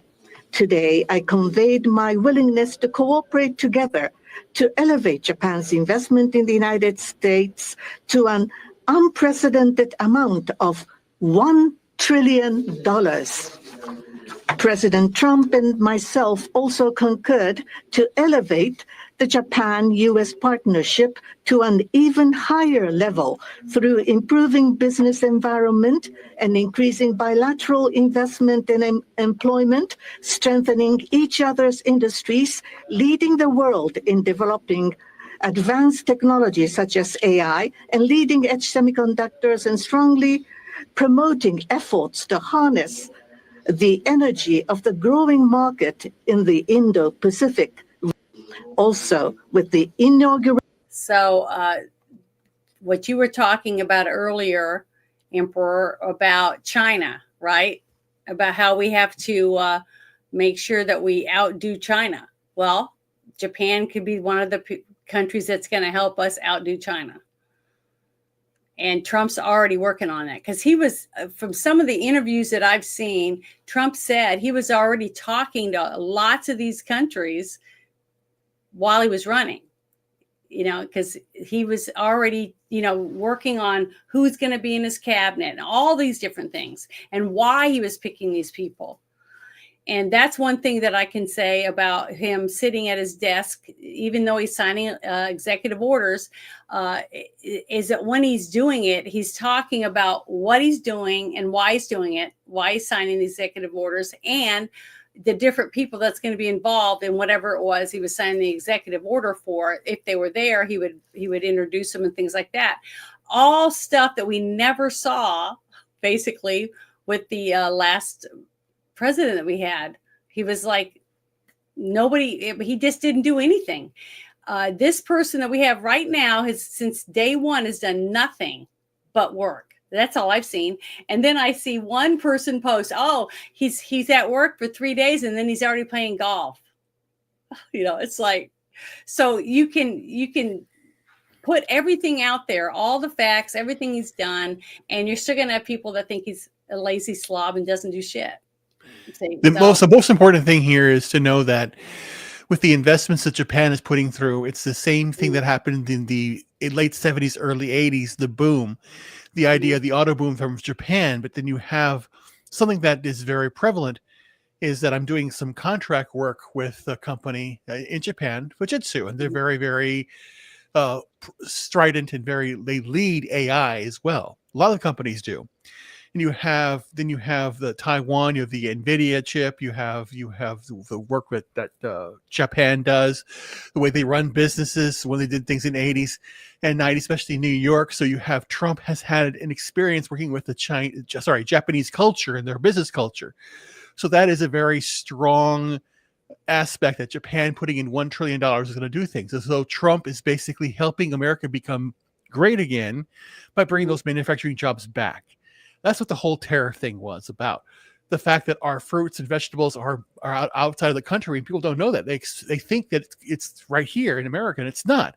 We're not utilizing our aspect. We're wasting it with corn, which is insane. We have to basically bring it back. So you have to have these empowering zones. So that's why Trump's strategy is working with states, working with countries, working with businesses to expand the manufacturing aspect, and the agriculture, semiconductors, AI, everything he's doing to try and bring profit and wealth with the sovereign fund to the United States. It's very critical. So he's doing this on all cylinders. He's working every single day. So anybody who says Trump is just golfing is just, trying to fool the masses. And again, it can work sometimes, or they'll be exposed for the lying the people that they are. You want to know what would be better for us? And this is another unpopular opinion. Arm the Japanese. Oh my God, such a win. One thing Trump could do with the Japanese is, if he can convince them, and we're the ones who hold it, to tear up the defense agreement that we made them sign at the end of the Second World War, with the North Koreans and the Chinese especially getting more and more expansionist in the South China Sea and those islands off the coast of Japan. I think that more than the $1 trillion would do wonders for us if we were to rearm the Japanese. Now, I understand everybody in the Pacific Rim, that's kind of like saying, you know what, we should help Germany go back on tour in Europe. I get it. It makes you nervous. You don't like it. Hold on. The Germans have a record of making bad decisions for many decades since World War II. The Japanese have largely been making really good decisions ever since they found out. Militarily, yes. And that's one of the things that we have a problem with in that part of Asia, is that we don't really have a strong military ally. The closest we would have are the Australians. And the fact is, there just aren't enough of them out there to make up that deal. However, a rearmed Japan with something more than just a local defense force, for one, the amount of Godzilla-related attacks would decrease dramatically. But on top of that, you no longer have, that fat toad launching rockets, on missiles over Japan to go into the sea. Then you have the Chinese begin to wonder, maybe Japan's going to go on another revenge tour. Maybe we don't get so pushy with them, because right now they can. And I don't like the idea of arming anybody. But Japan is probably a better ally to us than most of the people in Europe. Same thing with the South Koreans. And I think that more than the $1 trillion in building extra cars would go a long way, because you know what? That alleviates us of having to have a lot of stuff over there defense. I'm not saying we close down Okinawa or any of our bases, but it'd be a lot easier if we have Japanese submarines and cruisers and planes flying over there necessarily, rather than having to deploy an entire fleet, especially if we're going to be fighting in Taiwan. Mm-hmm. Yeah, I agree. With the parts that I understood. I didn't say that. What part? I may have been just running at the mouth. What part did I confuse you on? Where did I lose you? Well, it's just some of the technical stuff, when it comes to different things about what China can do compared to Taiwan, making and manufacturing and things for, when it comes to like tanks and planes and helicopters and whatever other weapons. That, well, I like the idea of Japan arming, because think of all the mechs that they've got. Just Gundams and all kinds of shit that they can bring in here. What does Taiwan represent to China? Taiwan represents basically a quarter to a third of the entire Chinese economy, including a lot of technology that the Chinese don't have or have very little of. Mm-hmm. Taking Taiwan would put China on par or damn near with us technologically in a lot of ways. Mm-hmm. Arming Japan helps alleviate a bit of that, because then we have somebody not just who can give us bases, but can actually contribute militarily to a fight. Mm-hmm. Okay, well, I want to bring this up. This was one of the things I wanted to talk about earlier, but that's a shit show. That's because it just goes with the flow, which is what I like. I think it's a good discussion when you do it that way. But this was one of the things that was brought out during the Doge investigation so far, because there's going to be a lot of stuff coming out, and we're going to be surprised about a lot of it, I think. But I really do believe, even though there are a lot of hardcore Democrats out there that have always voted Democrat, that stuff like this is going to make them think twice about, I'm going to want to know more about these people before I vote for them, just because they got a D beside their name. So I'm hoping, that they're going to start looking at their families, their lifestyles, and things like that, and trying to decide what's best for their family instead of just voting because it's got a D beside their name. I recognize myself for the purpose of making an opening statement. Good afternoon. Late last year, the White Coat Waste Project exposed more than $10 million in taxpayer funds that were spent creating transgender mice, rats, and monkeys. These DEI grants funded painful and deadly transgender experiments that forced lab animals to undergo invasive surgeries and hormone therapies at universities across the country. For example, the Biden-Harris administration spent $2.5 million taxpayer dollars, $2.5 million taxpayer dollars to study the fertility of transgender mice. Let that sink in. We spent over $2 million studying the fertility of transgender mice. $1.1 million was spent to find out if female rats receiving testosterone therapies to mimic transgender men were more likely to overdose on a party drug, commonly used in the LGBTQ community to induce drug-fueled what's called, quote, chemsex. I asked my staff what was chemsex and the chemical, and I guess it's something called GHB, which is a date rape drug, and also a drug that's used recreationally. So we spent over $1 million to find out if female rats receiving testosterone therapy were more likely to overdose on a date rape drug. Like, that's what your taxpayer dollars were being spent on. Federal funds were also used to forcibly transition male monkeys to see if hormone therapy made them more susceptible to HIV. Now, I didn't know this until recently, but monkeys cannot be infected with HIV. Yet this federally funded experiment forced them to take hormone-altering drugs to study a virus they cannot have. The Biden-Harris administration was so eager to propagate their radical gender ideology across all facets of American society that they were surgically mutating animal genitals. Like taxpayer money went to that. So my question is, were they castrating mice, castrating monkeys? Were they getting double mastectomies?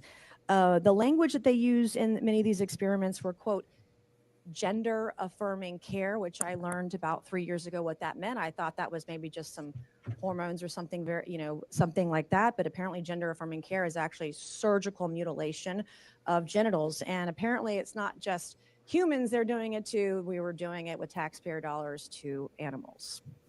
It's well known that because of the differences between animal and human biology, animal testing frequently does not produce results relevant for humans. In fact, 90% of novel drugs that are successful in animal tests fail in human clinical trials.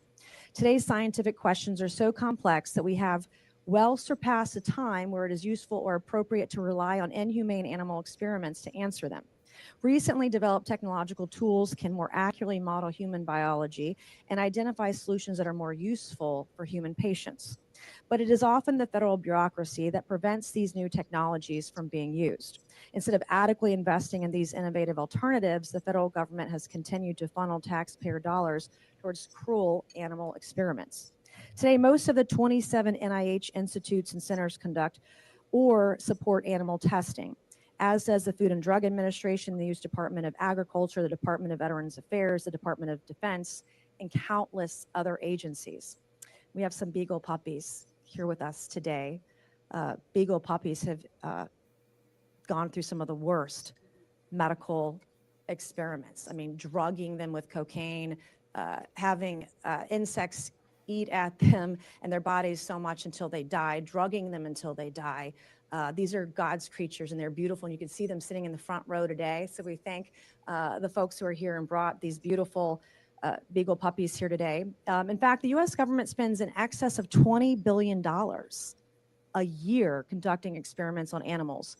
The White Coat Waste Project found in 2021 that the NIH, the National Institute of Allergy and Infectious Diseases, a component of NIH at the time, ran by Dr. Fauci, spent $1.68 million force-feeding toxic drugs to beagle puppies between 6 and 8 months old before dissecting and killing them.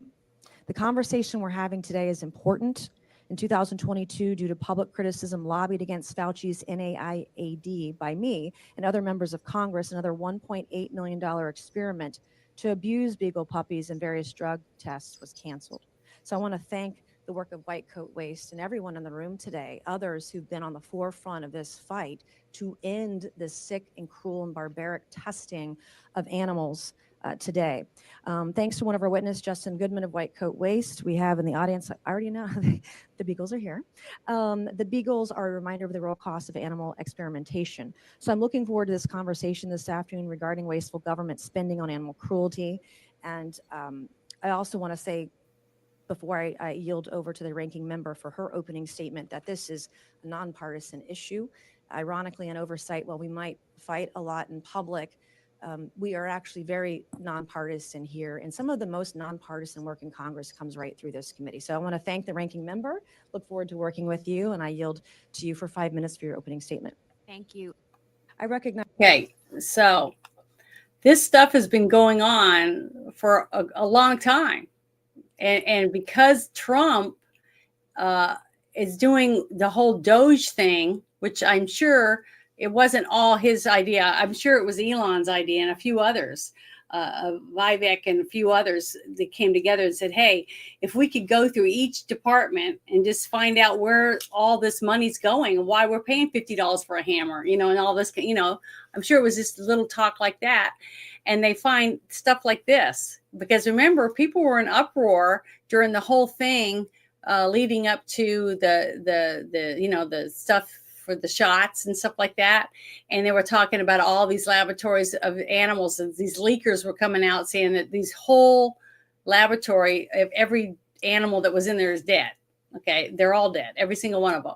So it's just been going on for a long time. But the fact that people are now finding out that it's our money, when you go to work, part of your check is taken out, give it to the federal government. They're taking it and they're spending it to kill animals. They're spending it to do this and that and all these other stuff that we had no idea they were doing.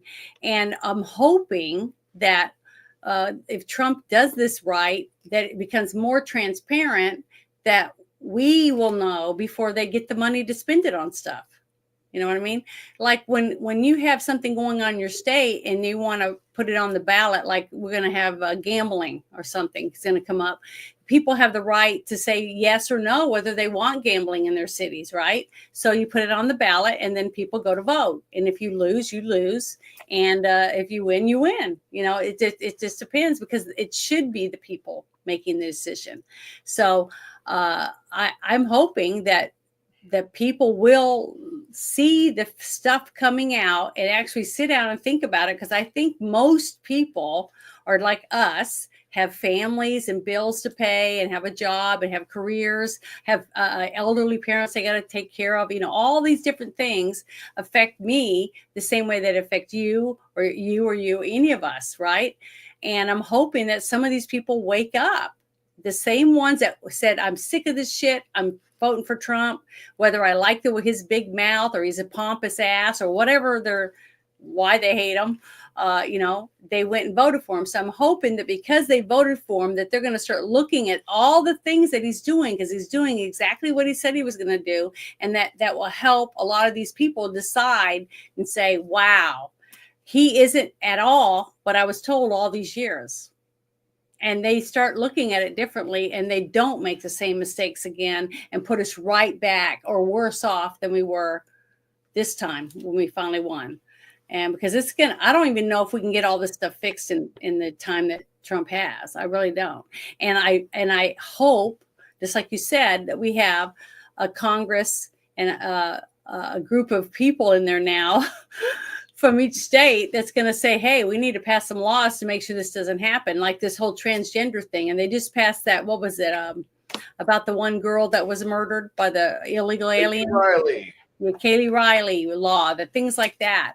So I'm hoping that they've realized, all these people that hate Trump, you know, the Trump haters, the rhinos that couldn't stand him, I'm hoping they're realizing that their career, if they're going to stay in office, that they're going to have to start supporting Trump. Because that's what the people want. That's what the people voted for. And I don't see any people posting day after day how they hate all this shit that Trump has done. None of them. The only ones I see griping are the people in government. That's it. Have you guys seen a lot of people complaining about Trump? I mean, normal, everyday people at work, you know, bitching and moaning that Trump sucks and he's ruining our country. I haven't. But I'll say that, like, I hear the occasional business class IT person say something negative about Trump in my current work, but majority of blue collar people involved with what I do, business owners or employees, doesn't really matter. People that make under $250,000 a year are very happy with what they're seeing with Trump. I don't see anybody that's unhappy. And as much as Reddit right now is screaming, well, don't you feel like you've got buyer's remorse now? Don't you feel like you have buyer's remorse? That's been the message from Reddit for the past 2 days. Mm-hmm.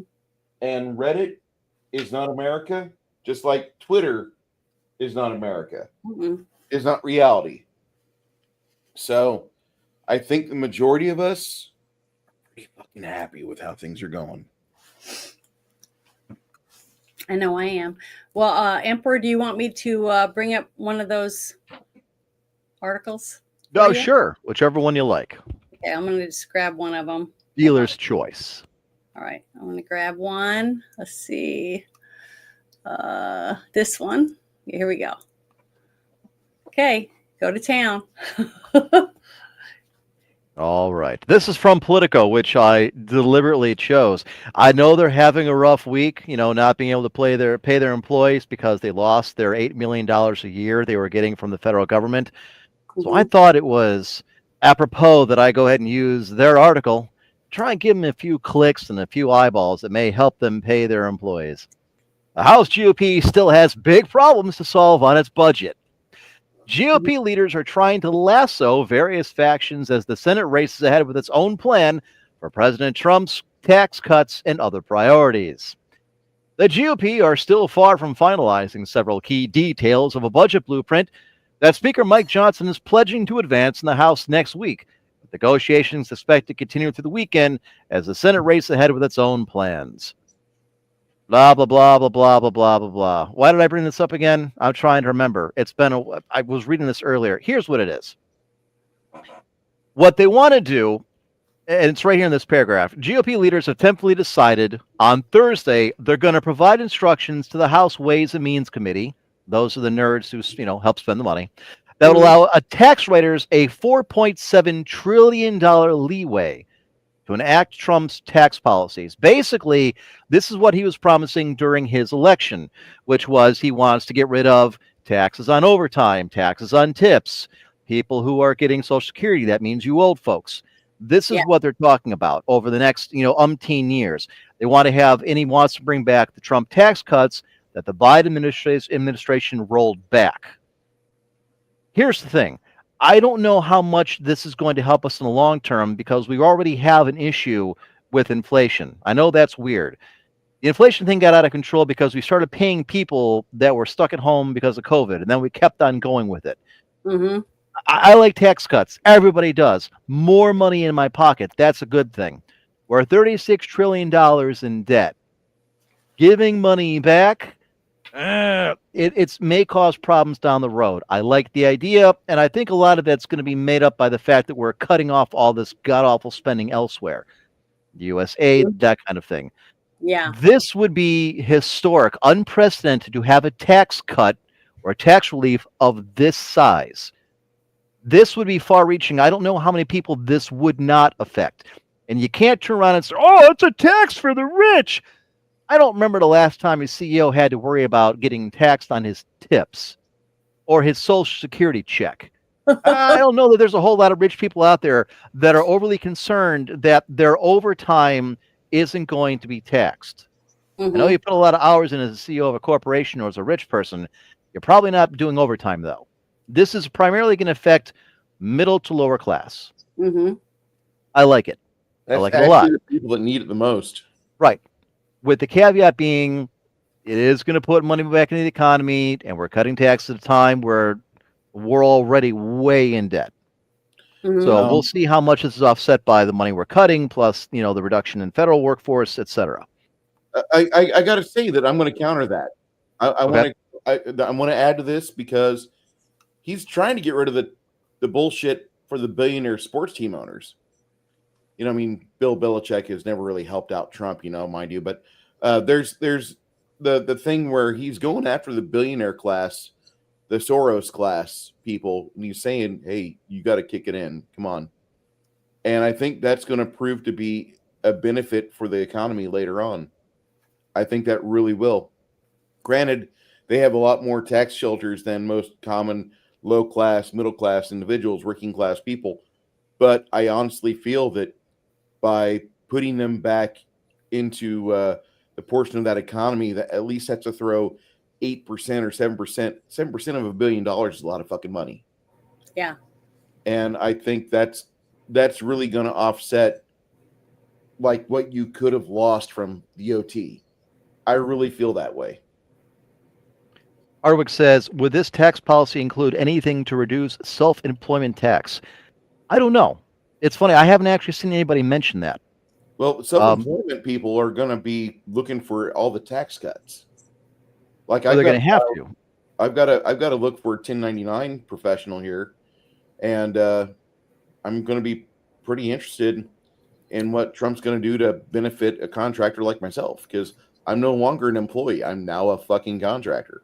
Yeah, see, me doing promo work, I'm considered an independent contractor myself, and I try to take care of my stuff quarterly, just because each month is different. I mean, I might be really busy for a month or 2 months, and then I don't have any work at all for almost a whole month because of the, that kind of business is very, sporadic. So it's going to be interesting to see how he does it. But to me, honestly, I don't think anything he's going to do is going to be worse than what I just went through the last 4 years. So honestly, I really think that I just have all my trust in him. I really believe that he cares about our country. Let me ask you this, Janet. I just thought of something. You just brought it up. Mhm. And this goes for the other two guys too. Can Trump go too far? Can the momentum that Trump has right now, is there a point where he goes too far in whatever that may be it tax cuts or getting rid of federal employees or pick any of the initiatives he has going? Is there any point that he can go too far and you say, all right, this far and no further, you know, that's one bridge too far? No. I would say that there's a possibility of it. There's a possibility of having a president that's too good for the TV. Like, he's not a pretty man, but he's very TV friendly. He's very media friendly. And unless Vance learns how to develop his own shtick for being in front of a camera, we're going to have an interesting battle in 3.5 years when you have Governor Slick out of California going for that top spot, because it ain't going to be Jelly Donut out of Illinois. I think it's going to be a fight between AOC. I know I laugh. You're right. Go on. I laugh about it, but I think it's going to be AOC versus the governor of California. I really do. And I think that if Trump doesn't develop some sort of mentorship program for Vance, which Vance might be a fucking quick study, that'd be great. But I don't know. I'm going to disagree with you, Bruce. You know why? Why? Now, I don't know about OAC or whatever you call her name, but Gavin Newsom right now with the things that's happened with the fires and stuff, and all the I just played 2 days worth of things live streamed from California, from their people in their chambers, talking about the mismanagement of the forest and the water and all this different stuff from the people in California for their state representatives. I'd love for you to be right. I'm really believing that people have left California in droves. Corporations have left in droves. Gavin Newsom has hurt their state, and I'm really thinking more and more people are starting to believe that, and they don't like him. So once they get someone that are lower in the totem pole in the state that aren't, they may not be, Republicans. I'm just saying more conservative people that care more about whether they have water and their forestry management and stuff like that comes along. They're gonna get rid of him. That's what I think he's hurt himself. Okay. They had a election 2 years ago in California, and up until that point, Newsom had bent the state over, had his way with it, and completely fucked it. And then you have the conservative radio talk show host go out there and go against him. And he was projected to win initially. And then the big media and the big voting Dominion Smartmatic got into it. And people started telling you immediately, like, hey, this is going wrong. This is going wrong. All these exit pollings were showing that he was going to lose. But right now, I don't think anything's changed. Smartmatic and Dominion still have open offices, and they're CIA controlled. They're still pieces of shit companies ran by communists that absolutely hate Republicans and conservatives. And I think that California, if you open up a voting center, you're going to have the same bullshit happen where everybody's going to be like, oh my God, I can't get rid of Newsom. And then the day of the voting or the month of the voting, when you have voting month, God damn it, voting month. I hate voting month. But there you have voting month, and Newsom will find some way to orchestrate all these fucking mysterious duffel bags to show up stuffed full of ballots from addresses that don't exist. And it'll be a repeat, because that's what fucking happens in shitholes like California stand. Well, I believe this too. Okay, this is something else. I have seen since Arizona and Georgia and a couple other states where they have been passing more laws in their, in the different areas in their states about voting and about having ID, the way that they're handling the ballots, all this different stuff. I've seen more and more of that coming out. So that's going to get harder. And I'm hoping within 2 years, more and more states are going to crack down on the whole thing when it comes to voting in your state and following the law and not have as much cheating. I really believe that little bits, it's happening. It's really slow. I hate that it's slow and that it takes so long to go through the courts. But I believe that that's the way our forefathers set up our country, and that we need to use the courts to straighten out a lot of this mess when it comes to the states. You know what the bridge too far is for me? What? Invading Canada, invading Panama, invading Greenland. Mm-hmm. Military action against any of those three, which are things he said, and I think he's just bullshitting and he's, playing 4D chess. And this is a way to get them at the negotiating table, and I get it. But if he really does go to consider using military force against them, any of those, I'm off. I don't see him I'm jumping doing ship. that with Greenland for sure. I'm listening to bunches of different interviews with Trump and with J.D. Vance and a few other people. And when what they were saying from the gist that I got from the whole thing with Greenland was that that they know that China is pretty much taking control of Panama Canal. So I can see that we might have to do something with that. Okay. Now, the whole thing with Canada, I think he was trolling them, basically saying they're going to be the 51st state and stuff like that, just to piss them off, because he knows how proud they are of their country. And I know lots of Canadians, and I have lots of relatives from Nova Scotia. So they're very proud people, they're socialists. I mean, the way that they look at things is way different than Americans. Okay. The way they view things, but Greenland is being eyeballed by China because of the way they can get around for shipping and stuff. So I'm thinking that's one reason why Trump is interested in it, because if we get a base put on it and we take over the Greenland, basically it wants to become part of the United States or whatever.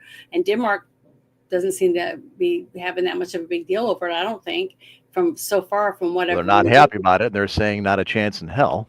I know, but what I'm saying is so far it hasn't been like hell no, we're gonna bomb the shit out of you. Nothing like that. I haven't It's Denmark. Well, I know, but what I'm trying to say is You're I haven't right. seen anything really a big uproar, just a little grunting and groaning going on both sides. So Let's go ahead. do you think that Denmark would sell it to China? No, I don't think Denmark would sell it to anybody. This is not the first time we've tried to buy it from them either. Mm-hmm. We've tried back in the 18th century, tried again right before and after the Second World War. No, I don't think they would ever sell it. Let me ask you this. Mm-hmm. Let's say Trump's not trolling. Let's say they push him into a corner or he legitimately wants to do this. Would you support military intervention in any of those three scenarios? Canada, Greenland, or Panama? In Panama, I would, depending on how they go about it, because that was in their contract. For military intervention? No, for them to follow the regulations that were set forth by Jimmy Carter's administration. Mm-hmm. Ruben, what do you think? All right, Ruben's not there. Bruce, what do you think? Would you support military intervention? I completely support the Panama, because I know for a fact that China is not going to honor a fucking thing. They're the most insincere group of people out there. Like, there's people out there like, oh, I love all the people, but the governments are bad. No, I'm going to tell you that personal experience with the Chinese have made me think that insincerity is their fucking practice they have for the Olympics, and they will do everything they can to be cunts about it. So I'm going to side on the where I've been personally and my own personal thoughts about the Chinese people, and they're a miserable piece of shit government, and I want to see them fail and get broken. So I'm all for us displaying our big military dick there. And I know that sounds terrible, but okay, it's terrible. Mm-hmm. From my perspective, the military intervention aspect will be on one fold aspect, especially in Mexico. It's the cartels. Any cartel intelligence that is received for things going on in Mexico, that may be the line that will cause selective action by the U.S. military into Mexico. Not as much as Canada, unless there's a big underground, child trafficking operation that he uncovers, that they'll have some type of military intervention occur. When it comes to Greenland, the only thing that would happen there is if there was a expansion in China or some alliance that occurred that caused a strategic need to have that territory occupied due to any escalation of World War III, which Trump just want to try to get rid of as well. So from my perspective, the least likely is going to be anything in Greenland, but, Mexico, definitely the cartel operations get more vicious because they're already you want to utilize drones to attack our military. So if there's, again, any alliance cross, it'll be in retaliation, not us doing anything that we need to do because we see that there's a threat out there. There'll be a threat matrix that'll allow us to go and do what we need to do inside Mexico or Canada if it comes to that point. Mm-hmm. Now, somebody asked, what did I mean by a military intervention in Panama? I mean boots on the ground and taking physical control of the canal, which is what they discussed. Me personally, I would simply have the U.S. Navy blockade both sides of the canal from everybody. All right, you keep the canal. Now it's just a giant river that no one's using. And we're going to stay here until we go back to the agreements or what have you. Whatever our concerns are. Now, it looks like Panama got the message and they are canceling their contracts with China and whatnot. I just don't want a shooting war with any of these people. I don't want to go to... that's the other thing to do is the Gaza thing. I hope he's just fucking with them and trolling everybody. I don't want Gaza. If he really wants to find a nice tropical place to go ahead and build some kind of luxury hotels, then let's just fucking take Cuba back. Mm-hmm. All right? It's right there. We've already got Hawaii. I know it's Hawaii, but I hope he's trolling. I don't want Gaza. That's going to be Bomb City, USA. I just hope he's fucking with them. In the words of Japan, I should say this: don't touch the boats. Don't touch the boats. They showed us the sun twice. Yeah. But, I'm just You guys saying. are bloodthirsty. Jesus. Well, I'm just saying, when it comes to the Panama Canal, since, we had our president sell it to him for $1 or whatever. That in and of itself was a bad idea. When Carter gave that back to him was such a strategic worked out. blunder. It has worked out fine. I mean, everything has seemed like it's worked okay. But if they start letting someone else take over, control who can go in and who can go out, that's against everything that they said they would do. So we have to stand up, and we have a president right now that other countries are afraid of. I mean, they let go of prisoners. They're listening and they're doing what they said, they wouldn't do. So, I trust him to do that. I just trust him to be a president and be, we have been a laughing stock for the last 4 years. I have friends. I just lost one of my British friends on Monday, and he was a wonderful, wonderful person who made me laugh every time I was in a space with him. And I'm going to miss him. It was really funny. He was a good man. He wrote music, and he wrote me a couple of soundtracks for me to use on my videos and things like that. But they laughed at us. They laughed at, they thought their country was in bad shape, but we had corpse in chief, basically. So it's nice. I don't think about them at all. Well, I know, but I have friends there. But what I'm saying is, it's nice to have a president that every country, every friend that I've had in different countries tell me they love Trump. they think Trump is a wonderful president, and that they're proud that we have that we got him in office, and that we fought and won. I believe the majority of the Euro trash, including their populations, despise Trump because they look at a guy like that and say he's upending everything we've been pushing. I'm not friends with the Euro trash. The people. No, I know that. I'm just saying I don't think he's liked a great deal internationally because he goes against all the other crap they've been pushing. By a lot of the political people, the UN people, all those people, they don't like him. No, I understand that. The general population of those countries don't either because they're commie scum. Believe me, I have friends in those countries too. I have friends in them who are commie scum. I know a lot of them. Europe, especially Western Europe, is a shithole. And they've done that to themselves. And they have, and you're right, they look down their nose at Americans. Well, we constantly complain about you guys or look at you. I told a friend of mine the other day, and I know it's kind of a meme, he's from Northern Italy. Oh, we constantly hear about how bad it is in the United States. We're always talking about how we'd never go there. And I said to him, I said, John, I said, we don't think about you at all. What is that supposed to mean?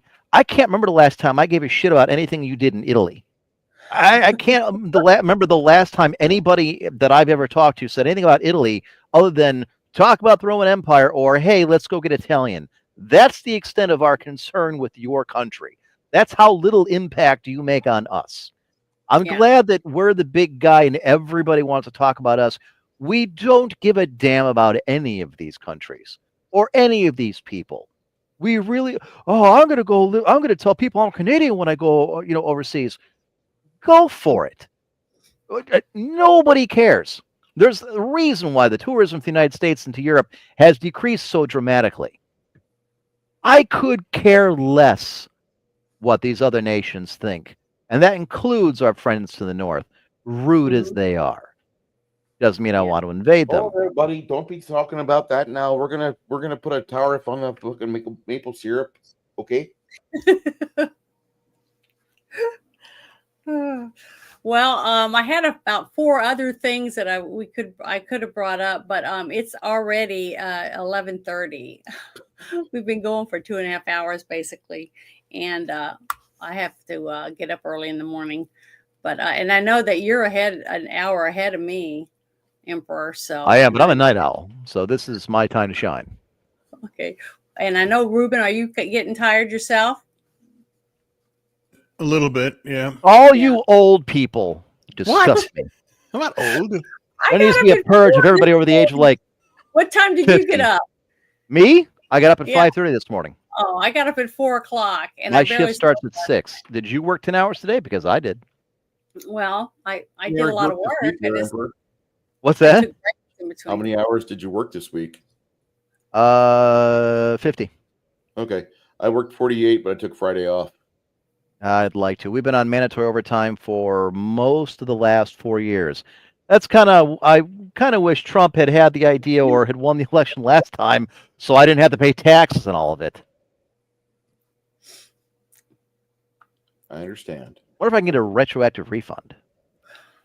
Well, probably not. Hell, I don't know that much Maybe about all your that. kid. Then I'm going to go ahead and bring up my next thing then. Okay, hold on. I think this one is, where is it? Give me 1 second. Oh, please, people, keep your hate mail to yourself. You old folks don't even know how to send an email. I don't want you sending me a letter to my dearest Emperor, written in your cursive that I can barely read. Well, you picked the name Emperor, so. There goes your 16 over demographic. I thought this was a pretty good one. Have you guys heard this one? Democrats. I don't know, man. Janet's demographic has got like a serious amount of like Blue Chew users and individuals with like levels of fuck you money I could only wish for. Yeah. So, I mean, I'm just saying, like, we're in a pretty good crowd. Ruben might be the only detriment on the fatigue level there, and I think Ruben can handle another 15, 20 minutes maybe. Right, Ruben? Well, I took an extra allergy pill just so I wouldn't be all sniffly and. I'm fine. I'm just tired. Tired is a normal thing to do until I'm dead. Yes. But have you guys seen this? Any of you seen this yet? Hit it. Okay, well, it says Democrats want to audit you for a $600 Venmo payment. But when Elon Musk audits the $1 trillion government, they're ready to storm the castle. So I just thought this was a really good little thing by him. So here we go. Get ready.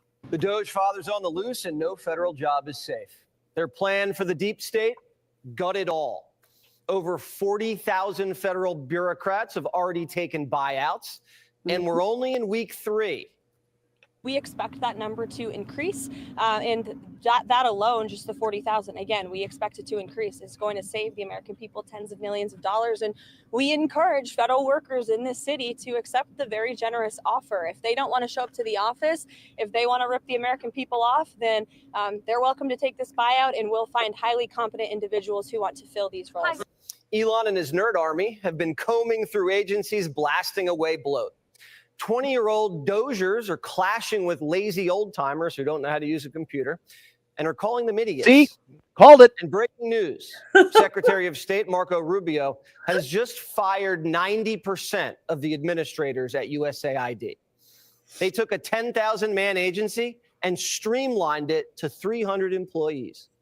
The media is calling it the Trumpocalypse. CNN castoff Oliver Darcy says the American experiment is convulsing before our eyes. And he's flabbergasted that the media hasn't gone into round-the-clock special coverage. Quote, media executives need not fret about being the boy who cried wolf. The wolf is now in the barn and mauling the livestock. The Democrats in the media have never seen a president execute a mandate with speed and precision. The country voted for change, and we're watching representative government in the 21st century. The feds, they call that war. Nobody wants to work in this type of condition where we're going to be in a psychological warfare for how long? Other federal workers, not revealing their names because of concern over retribution, described to NBC News fear and panic, an Orwellian nightmare. Federal workers are worried about payback and psychological warfare. How do you think the whole country's felt for the last 20 years? Having to tiptoe around DEI, hauled into HR for jokes, canceled for an opinion, watching Black Lives Matter light us on fire. A guy wearing a dress raped a girl in the girl's bathroom, and the girl's dad got arrested for raising his voice. A DEI bureaucrat at the Department of Justice making 6 figures who's going to get a buyout with an 8-month severance deal. They're not a victim. CNN's putting spot shadows on feds like their lives are in danger. What is the general feeling across government amongst your fellow federal workers right now? Grief. They're angry, confused, but all kind of grieving in their own way. How does it feel to be targeted for the work that you're so passionate about? It's okay, you could take your time. Show us on the doll where Trump touched you. It actually makes me proud of the people that I've worked with and the things that we've done. Guarantee that's a woman. CNN spot chatting a woman who's worked from I was a woman! I knew it! No! She's crying because she doesn't want to go back to the office. This is insane. CNN just laid off hundreds of employees to cut costs because their books aren't balanced because no one's watching them. No one's interviewing fired CNN staff, not even Don Lemon. Getting fired isn't a war crime. I've been fired 4 times. And thank God, because it turned out all right. Since when has CNN cared about people losing their jobs? They didn't weep when Biden waxed the Keystone Pipeline workers. CNN's been trying to get everybody fired at Fox for years. If CNN doesn't like what you say, they call your boss, they call your advertisers. They try to bankrupt you and boycott you. Random Americans who crack jokes on Facebook. CNN was putting them on blast, trying to get him canceled. CNN cheered on Biden for firing Army officers who didn't get vaxxed. Guys who were willing to die for this country. CNN said, good, get them out of here. CNN's boss can lay off people. Why can't Trump? Bill Clinton fired almost 400,000 federal workers. That wasn't a constitutional crisis. The government had to slim down. Bill and Newt cut the fat, balanced the budget. And Democrats are acting like we're witnessing a genocide. Let me remind you who set the house on fire. It was y'all. It feels as if y'all have just decided that y'all are going to castrate your constitutional duty and hand it over to someone who is unelected. Fire Elon Musk. Elon Musk. See, that's another thing. They constantly, all of these people, during these interviews, they're supposedly asking Pete Hegseth, different questions about whether he's going to be a rubber stamp for Trump and stuff like that, instead of, what do you plan on doing for our military? Questions about the job that they're applying for. And it's ridiculous that you can tell every single, I kept posting my responses in the chat, and I'd said everything is Trump, Trump, Trump, Trump. That's all any of these people are talking about.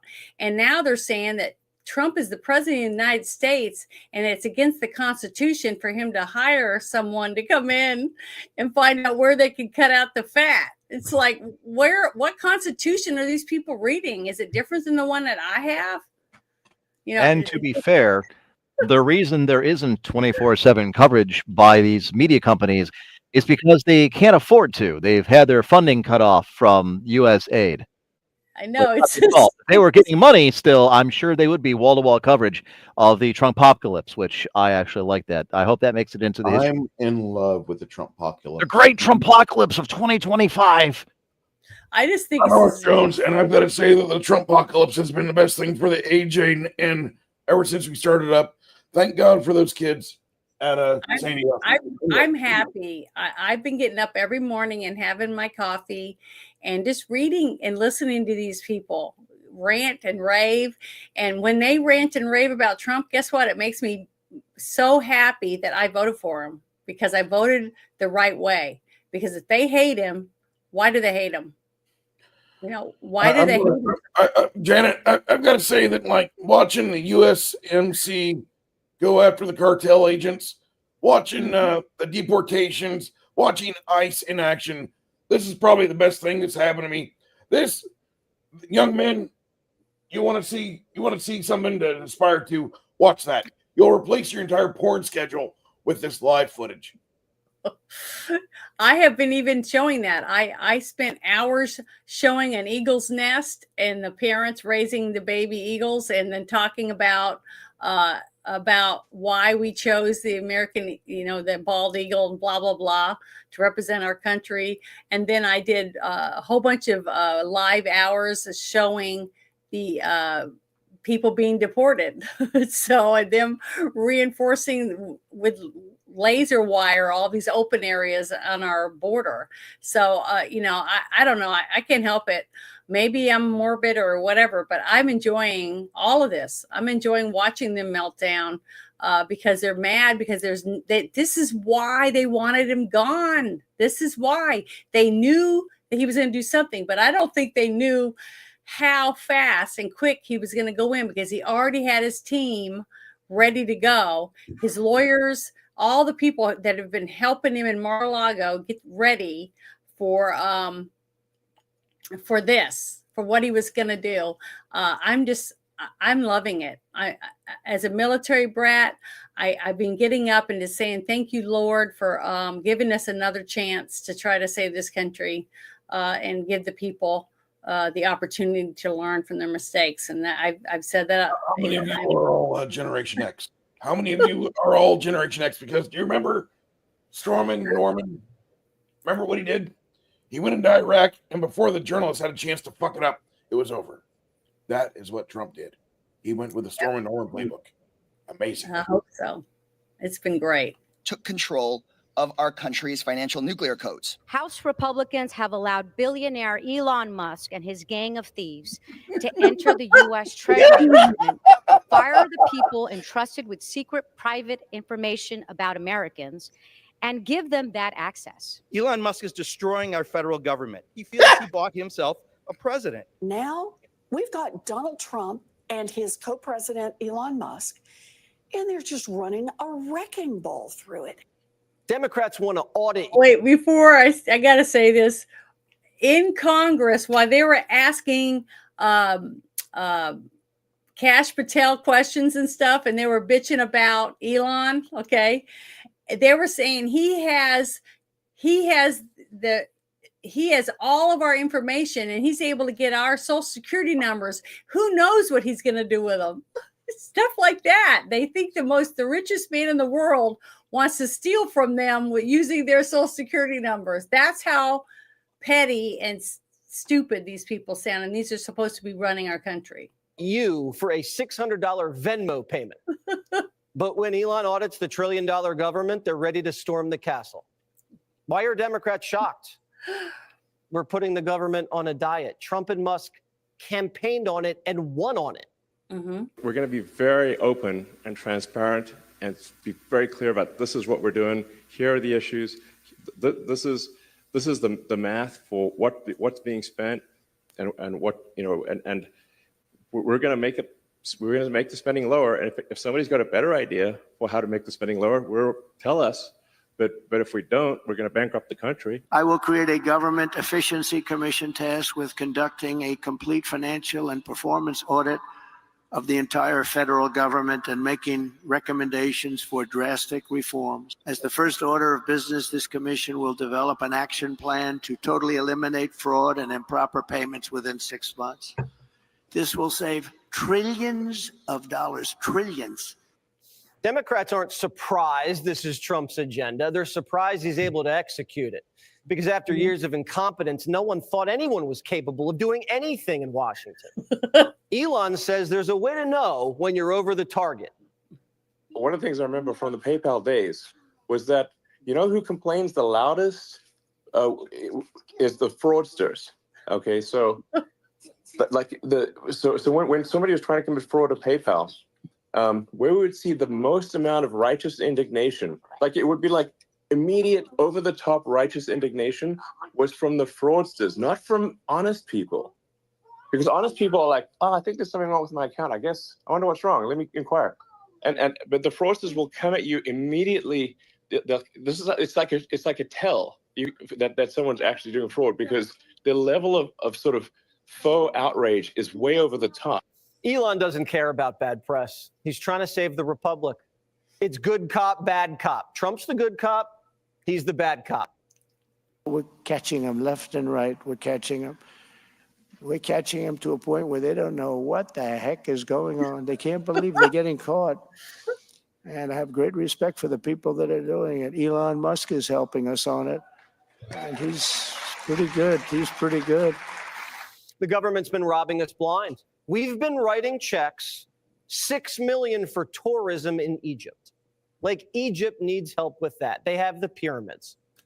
We should be spending money on cleaning up California so that tourists can vacation in California. $2 million to help the BBC value the diversity of Libyan society. We're bribing the BBC to cover Libya better? Why? $1 million for a gay group in Armenia. There it is. We paid $20 million for Iraqi Sesame Street.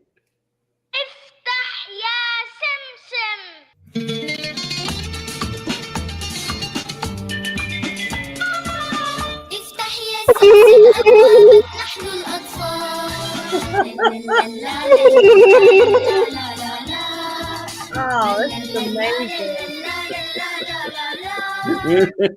You paid for Bert and Ernie in Baghdad. The only thing I hated Weren't we about just the bombing Iraqi these people? Sesame Street Now is they we're made paying- Oscar the Grouch the bomber. Oh, Terrible. really? Yeah, when he blew up his trash can and took out half of Sesame Street. It was Oh, awful. I didn't see that. I really thought Emma was Jewish, and it just went down You're from there. making that up, right? Well, Yeah. The fight because they made Fraggle Rock like the Iranians, and then it was just escalated from there. That's terrible. If you would say that, but Yeah, it should be I hear 3, you 2, laughing. 1. It makes you We're sick. worse. There is something Countdown. sick with us. It's terrible. You also paid for an Irish DEI musical. On behalf of Ambassador Cronin, it is an honor to welcome all of her guests to Deerfield tonight for this important event. Increasing access to opportunity and equity is a cornerstone of the Biden administration, and we're so proud to play a small part. Well, the thing is, the one thing I don't understand, I constantly see so many people pushing equity this, equity that, Okay, you want more people to be able to be singers and dancers or actors. But if they can't get a job in the movies or selling records, how are they going to make a living? Are we supposed to pay for their whole career? You see what I mean? If a person can't make it on their own merit, why are we paying for it? Because what are we supposed to do? We can't pay for our veterans that actually sacrifice something for our country and pay for their livelihoods. We're not even doing that. So why would we want to pay for someone that wants to be a famous model or actress or whatever, and they don't have what it takes to do it on their own or become famous in Hollywood? Why would that? I mean, I don't ask the government, pay my way. I can't get enough promo jobs to pay my bills. I mean, that's just ridiculous and stupid. I'm not going to pay for someone else to have a career in something that they're not fit to be in. Or if they wouldn't have to have someone else pay their way. It's just, it's sad and disgusting. And it's sad because this money should be going to our children and our families, not to these people that definitely can't do it on their own, apparently. Today's letter is J for jihad. We spent $2 million for trans surgeries in Guatemala. I'm going to go out on a limb. One Guatemalan dude got breast implants. And we probably kicked back the rest of the cash to a crooked Guatemalan politician and the corrupt liberal CEO of the group they laundered the money through. Because all this money we're spending, we could have turned the whole world trans. We could have made every man a woman and every woman a man with this kind of money. Do you really think it costs $20 million to produce an episode of Sesame Street? You could hire Tom Cruise to play Oscar the Grouch for that money. Check this. Biden paid nearly $5 billion to unnamed foreign sources. Whoever's getting our money is so shady, our government can't even put it in writing. They just call it aid. I bet a lot of this money is to bribe foreign officials to win bids for American companies, or to bribe foreign politicians just to have in our pockets, or just to subsidize far-left foundations. Most of the people getting money from these grants aren't in the country. They pump it into overseas organizations, and then we never see them. Any liberal with an international women's studies degree can launch a 501c3, apply for a government grant, and spin it off into a left-wing piggy bank. USAID paid $235 million to the National Democratic Institute. Okay, well, that sounds benign.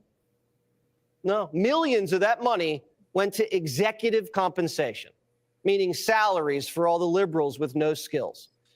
I bet most of that money didn't go to supporting democracy. It went to supporting liberal lifestyles.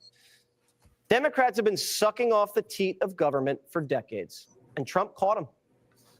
As one Trump insider says, you bring USAID to heel and you end the Democrat gravy train. USAID is just the beginning. You start peeling back at the layers of every agency, and all you find out is pork that winds up in the wrong people's pockets. The White Coat Waste Project exposed more than $10 million in taxpayer funds that were spent creating transgender mice, rats, and monkeys. The Biden-Harris administration spent $2.5 million taxpayer dollars, $2.5 million taxpayer dollars to study the fertility of transgender mice. We spent over $1 million to find out if female rats receiving testosterone therapy were more likely to drug. One of those $1 million studies was at the University of Michigan. How much do you want to bet a Democrat wants to go to a game at Ann Arbor? Front row Nobody seats. wants to go to a game at Ann Arbor. Anyone Ann Arbor's a from the whore. Biden team wants to land at Ann Arbor. Here's an office, a campus. Nobody wants to play for Michigan either. No-show job with benefits. Governments fed the pigs so much it turned into a hog. You know what happens to hogs? They get slaughtered. And the American people love a good butcher. This political party, the Democratic Party, have lied to us about everything. What the last several weeks have proven to us all is that this is a cadre of criminals and losers and spoiled children of Padre? affluent parents. This thing is what I meant. I'm hearing the same thing you are. Concerned about looking good than actually doing good. Now we come to USAID being probably the largest money laundering operation in American history. Congratulations, Dems. You've outdone even Bernie Madoff.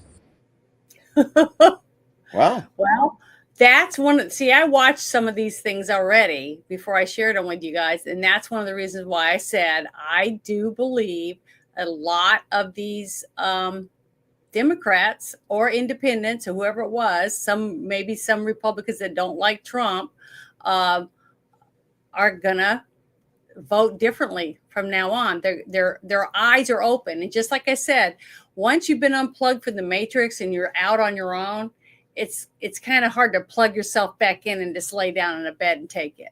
You know what I mean? I really do believe that. I really believe a lot of people are really gonna look at things differently because of what's unfolding in front of them.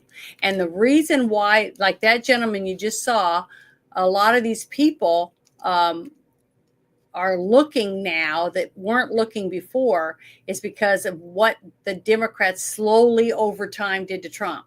All the lawfare, the court after court after court, and then to end it all off, they almost kill him. So it brought a lot of people to look at him, to start focusing on him. What did this guy do that was so bad that they hate him this much? And that's what they basically, just like you said, what happens when a pig becomes a hog? They get slaughtered, right? And basically that's what happened. Their heads got so big that they felt like they could do anything to anyone. And would that make it a transgender pig if a pig became a hog? I don't know. I have no idea. But you know what? I bet we probably paid $1 million on a study somewhere about that. They probably did. But that's why I believe a lot of people are learning. What? Private chat. Oh, okay. Let me look real quick. Now, if you're going to pass notes in class, Bruce, you have to read them out to everybody. That's the rules. Fine. Here we go. According to the USAID fact sheet, which has been since taken offline, in 2023, the agency funded training and support for 6,200 journalists, assisted 707 non-state news outlets, supported 279 media sector civil organizations dedicated to strengthening independent media. The 2025 foreign aid budget included $268,376,000 allocated by USAID. Is this it? Is this what you wanted me to bring up? Yep. All over the world, media outlets and organizations have had to halt some of their activities overnight. We have articles scheduled until the end of January, but after that, we haven't found the solutions. We won't be able to publish anymore, explains a journalist. In Ukraine, 9 out of 10 media outlets rely on USAID funding. Okay. Several local media have already announced the suspension of their activities and are searching for alternative solutions. At slidsvo.info, 80% of the budget is affected, says Anna Babinets, CEO and co-founder of the independent investigative media outlet based in Kyiv. Now, supporting independent media has been part of USAID's democracy and governance assistance since the 1980s. U.S. government is now the largest public donor to independent media development globally. This is off of Grums. This is the source is Grums. He is he's an ex-developer for Blizzard software. Blizzard, yeah. What? Okay, I'm gonna share this link in the chat for everybody, so that you guys can get that, read it or whatever, and then share it with other people. Because what a conflict of interest that you would be paying people to actually cover the politics from the country that you're receiving money from, and they didn't disclose any of this either. No, that's the other thing that really gets me is the fact that they knew this was going on and kept quiet about it. Mm-hmm. Because they're probably all getting paid. They were. They're all afraid to lose their gravy train. That's why they knew. They said, remember, was it you, Bruce, that said this the other day when I think it was you. It might not have been. It might have been someone else. But someone said that, remember when Hillary found out she lost, okay, and she was standing on the stage with Podesta and the other woman, Aberdeen or whatever her name is, Yuma. and you could hear her say, "If he wins, all of our heads are gonna roll." Remember that? I do. That we're all up. It's over. I have She two things knew to it. say about that. Number one, frazzle drip. Look that up. Her terms are acceptable. And then number two is, again, this proves that the media, politics, culture is all fabricated. Mhm. It's a clown show. Everything is propaganda. Yeah, remember Everything. the TV show MASH? My mom loved that. She used to watch reruns for years. They showed that in the reruns. They would fly over with planes and throw out leaflets and stuff that talked about different things, political articles still do showing that. how. Yeah, I'm just saying it's been going on since the beginning of time. I know, but what I'm media. talking about is different. The fact that the conflict in Russia and Ukraine is manufactured. It's all just it's a Game of Thrones on a geopolitical theater, and people's lives are being paid. And we begin the whole aspect of patriotism, the whole aspect of communism, the whole aspect of all socioeconomic goings on. It's all a fabrication. It's a play. You either play along as a victim, as a hero. Again, this guy talks about it all the time. Again, it's all the whole menagerie is being exposed. Who is? I'm sorry. I'm interested now.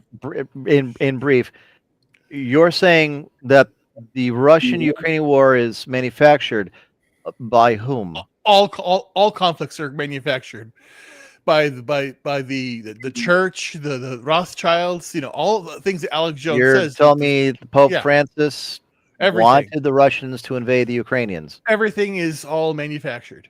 Oh, that guy is a dick. Who wins on that conflict? That's what I want to know. Yeah, yeah. The people who make the weapons, money, and that profit off the dead people. Yep. Those are the people that start these wars. Yep. Stuff. So you're telling me NVIDIA convinced Putin to invade the Ukrainians so that they could make more missiles? It's all part of the whole money laundering aspect. And because the Russians don't use anything from them. Ukrainians don't really use anything from them other than the few that we've given them. Well, they've crashed the Russian economy to the tune of several $1 trillion.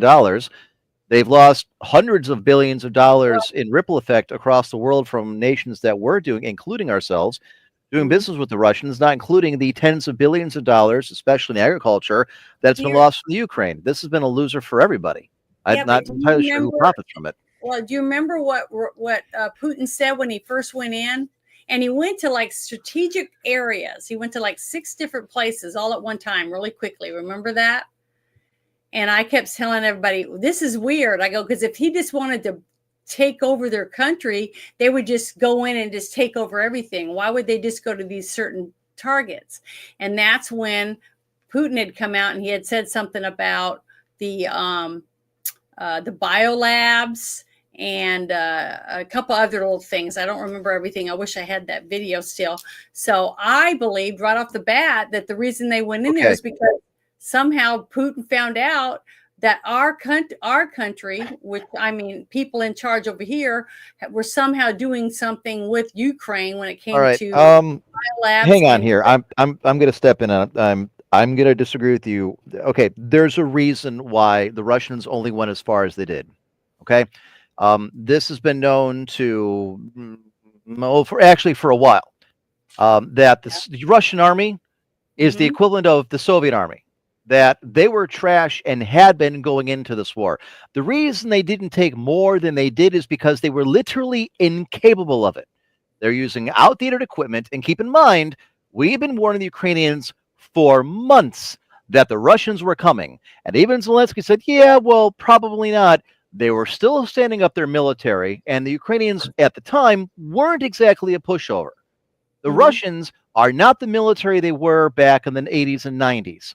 They're still using that gear. The Ukrainians, even at the start of the war, was using tech given to them by ourselves and NATO, which is light years ahead of the Russians. The Russian army got only as far as they did because they suck. Not because they had strategic goals and only wanted to grab only a portion of Ukraine. If they could have steamrolled the Ukrainians and taken the whole country, they would have.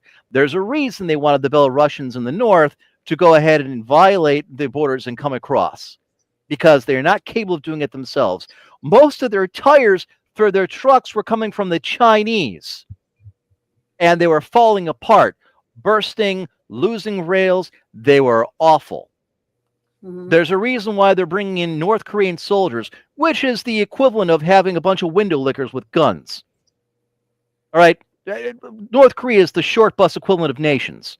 If you're going to them, you are literally dragging the bottom of the barrel. The Russians only got as far as they did because they met stiff resistance in bad ground. And everybody kind of forgets that. Ukraine isn't just exactly flat. It is once you get to the middle, not the eastern portion where the Russians are coming from. That has been a war zone and a battleground for the better part of 2,500 years. The Russian army is a joke, and it has been for 25 years. Their navy is a joke. They blew the shit out of the Moscow, which was their biggest cruiser that was cool when they built it back in the 70s. It hasn't been overhauled or upgraded since the mid-90s, and even that was a patch job. So, of course, it got sunk, but what do they call it? A Ukrainian-built Neptune anti-ship missile. Bullshit. That was one of our missiles that we gave them, and everybody knows it. The Ukrainians kicked the shit out of them as long as they did because we gave them the stuff to do it. That's the only thing the Russians had more of is troops. Yeah, that's what I'm saying. But why are we paying for a war that? Well, that's a different conversation. You were saying that they only went as far as they did because they were trying to file that, this, that, and the other. No. They were saying at the very beginning. And that's why people like me were saying, well, it has nothing to do with us. So why are we having to be involved? Because of what he had said at the very beginning. Well, I'll tell you exactly why. By treaty, we have to. And here's why.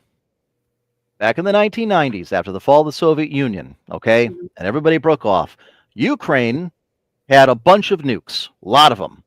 The United Nations, including the United States, went to them. This is during the big Clinton years when we wanted to denuclearize as much of the world as we could.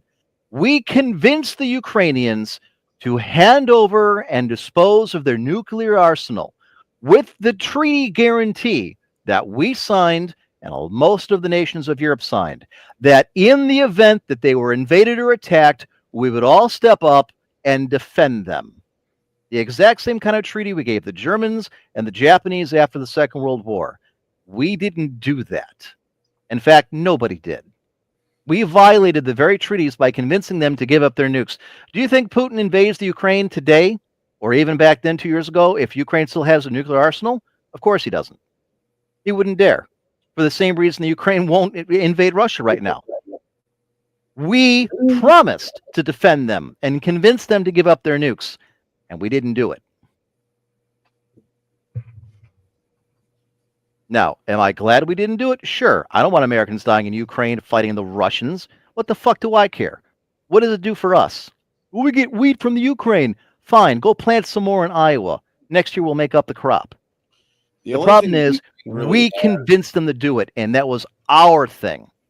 Oh, we're going to denuclearize Eastern Europe. We're going to be the peacemakers. Yeah, and look what happened.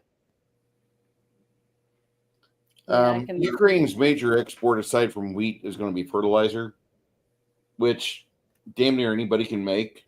I mean, I'm in the fucking business of that myself, I guess. Yeah. But, there's plenty of shit in the U.S. But Jesus, if the last week has proved anything, there's a fuckload of it in Washington. Yeah. I'm not disagreeing with you. I'm not.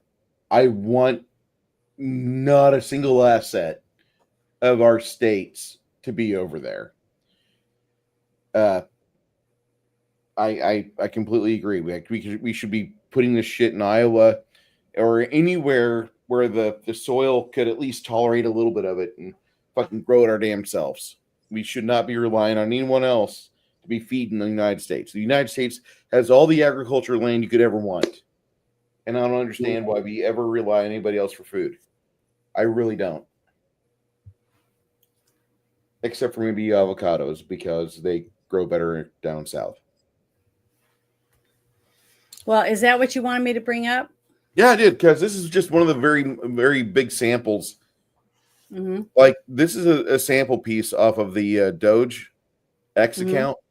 Yeah. Which, like, you can go there and just look at all the fucking money they're stopping. This is money going to the NIH. Mm-hmm. This is money going to Fauci's people. Mm-hmm. This is a very good thing. Maybe not all of you had this information you didn't have the awareness of it, but I recommend you guys get on X, look up the Doge, look for the dollar sign with the two. You know what? Fuck that. I'm not doing it, Bruce. I'm not. You know why? I'm tired of this. I've been on ecstasy. I've been on it plenty. I'm not doing it anymore. If I have to go back on ecstasy to see something, I'm not going to do it. Well, okay, that's fine. What does that mean? All the reading is right here. He doesn't want to do drugs, Janet. Molly, X. Wow, okay. Janet, you got to get with it. You got to come party with me. I'm sorry. I don't know. I had no idea what you were grow up and do cocaine like an adult. The transparency that you guys wanted in government, as funny and farcical as it sounds, it's on X now. And it's all there for you. I'm copying this link and you're put right. it 100%. For everybody, because I'm going to go and I'm going to follow. I'm going to go and follow Doge so that I can start paying more attention to what they're putting on there. Because if we, the people, research and find out as much as we can about some of these things, then when the left or whoever puts it on the news and talks about it, we can say that's not true. What they're saying is not true. I just read the stuff that they posted. It's harder for them to lie to us if we already had the facts. That's why I really like the idea that they're going to start trying to be transparent and show us what they're finding. Because if they're showing it to us as they're going along, just like he did when he first bought Twitter to make it X, he was showing us the Twitter files, all the covers up and how they were, blackballing people so that they couldn't post, and why they took certain people off, and, all that stuff. And the way that they were just like what Facebook was doing, not letting you post things, blocking you, banning you, kicking you off. So if they keep doing this, I think it's great, because that's all we've asked for. We want to know what we're doing. Why are we involved in this? Why are we involved in that? And why are they spending all that money over there? What's it for? Where's all the money that we're paying in taxes every year? You're paying taxes, and we don't have a clue where it's all going. But now we're kind of getting an idea of why our country's in such bad shape, because it's wasted money when it could have been doing a lot. Just think about it. Just the money that we've just seen just from this U.S. aid. Okay, just from this group. This isn't even the other ones that they hadn't even looked at yet. Just think about how many people we could help with just the money they've wasted in this, what we've seen. Actual veterans. Think about the money you can put to your family, because that's where we need to be.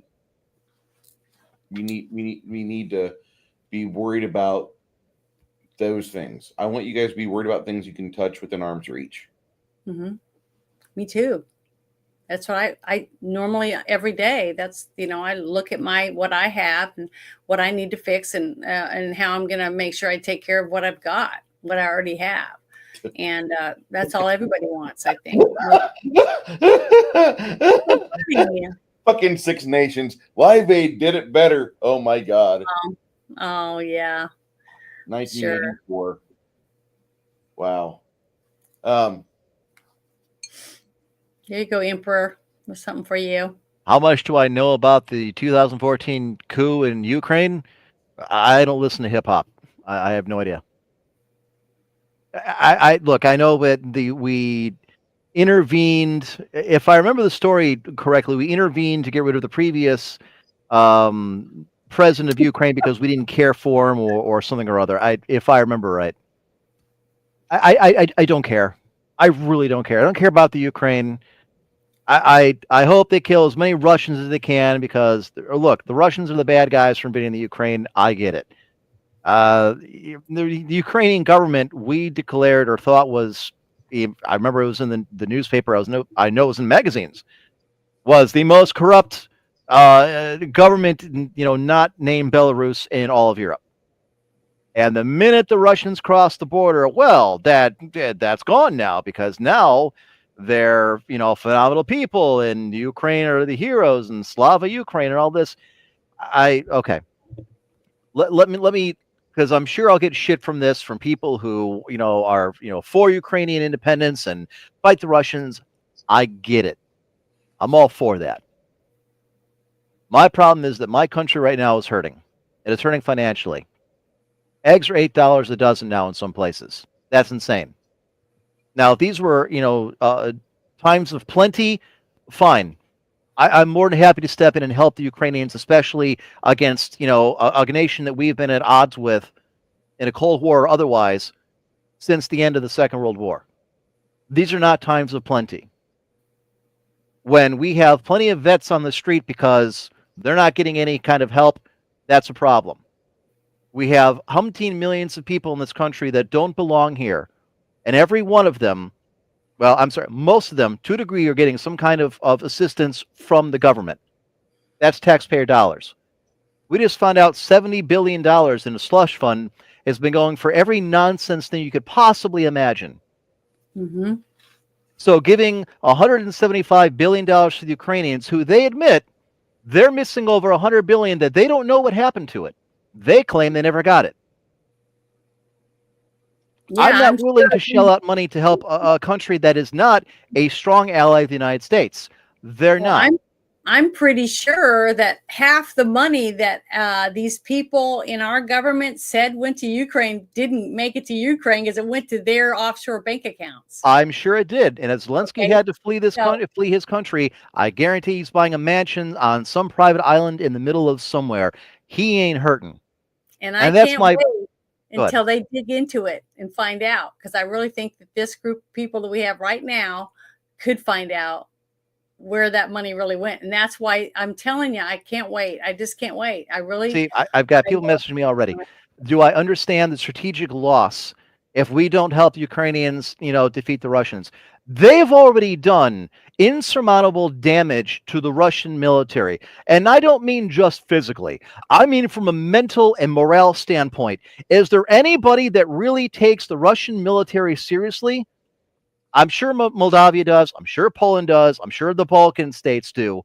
I know Latvia and all that. I'm sure because they're very small nations. They're also NATO members. And I don't think there's a single person of rational, logical thought who believes that a Russian military can take on a NATO army, let alone an American one. I don't see the Russians as a threat to this country anymore outside of their nukes. What I see them as a pissant little regional power, the same way that Iran is where they are. I care about the Chinese. That is a threat. That is an existential, economic, and military threat. The Russians are none of those. They are a spent force. They are a paper tiger. If those little nations and the rest of Europe are that concerned about the Russian bear, then let them open their coffers more than they have. Oh, well, we gave them all of our artillery. Well, that's nice, Denmark. I'm sure both mortars and the pipe bomb you gave them really went far. Oh, well, we gave them $1 billion. Oh, that's nice, France. We gave them 175. Open up your coffers, send your forces, give them your tanks, your planes, your tow missiles. Your most young of which you got kid. from us. Give them your young kids, not ours. Yeah, let them do it. The They're the early ones that are German gonna army be is a at more joke. risk Yeah, the Window anyway. Wire is a joke. They're going to be more at risk anyway because those are their fucking neighbors. So you better send your best and brightest, France. Well, we gave Better them be 10 doing good Jaguar for 'em. tanks. Good for you. Thanks for giving them your castaway Jaguar tanks. Now, I will say this, a lot of the military aid that we gave them, a lot of it was older stock. Most of it was cast off shit that we don't need anymore. That's fine. I understand that. You want to give them, the clearance rack, go ahead. But we're giving them cash, and we don't know where it's going.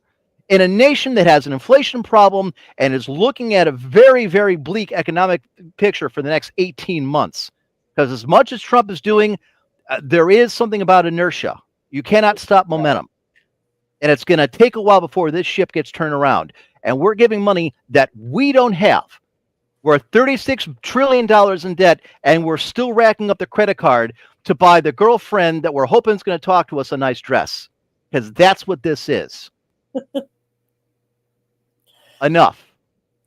I don't want to hear about the Ukrainians anymore. Let them kill as many Russians as they can. Good for them. Let Europe step up then. I'm tired of it having to be us all the time. Hardwick, I agree with you. I've been hearing the same thing. I've been hearing Ukrainian casualties are at a fucking high, a crushing high, and they're just not going to talk about it because if they don't, then there's a big possibility that America just opens up fucking Wells Fargo and lets them come on through, and it's just business as usual. I've been hearing the same thing for years. And that's a good point. We can give them all the missiles that we want, all the tow missiles, all the mortars. If there's no one there to use them, what's the point? Do the Ukrainians have enough forces to push the Russians out of their eastern counties and re-grab the Crimea? No, they don't. Do the Russians have enough forces to overrun the Ukraine on a long enough timeline? Probably. So I don't see how this benefits anybody else. And I'll tell you one thing. The minute that Ukraine is entered into NATO, you have a war with Russia that will not end. They will never leave. They will continue to agitate because the last thing that the Russians, and this isn't just a Putin problem, this is a Russian problem. And this has gone on for the better part of 90 years. The minute you put a NATO country of that size on the border with Russia itself, you create a situation where the Russians will not back down because they see it as a threat that they cannot, put up with. That's like putting missiles in Cuba.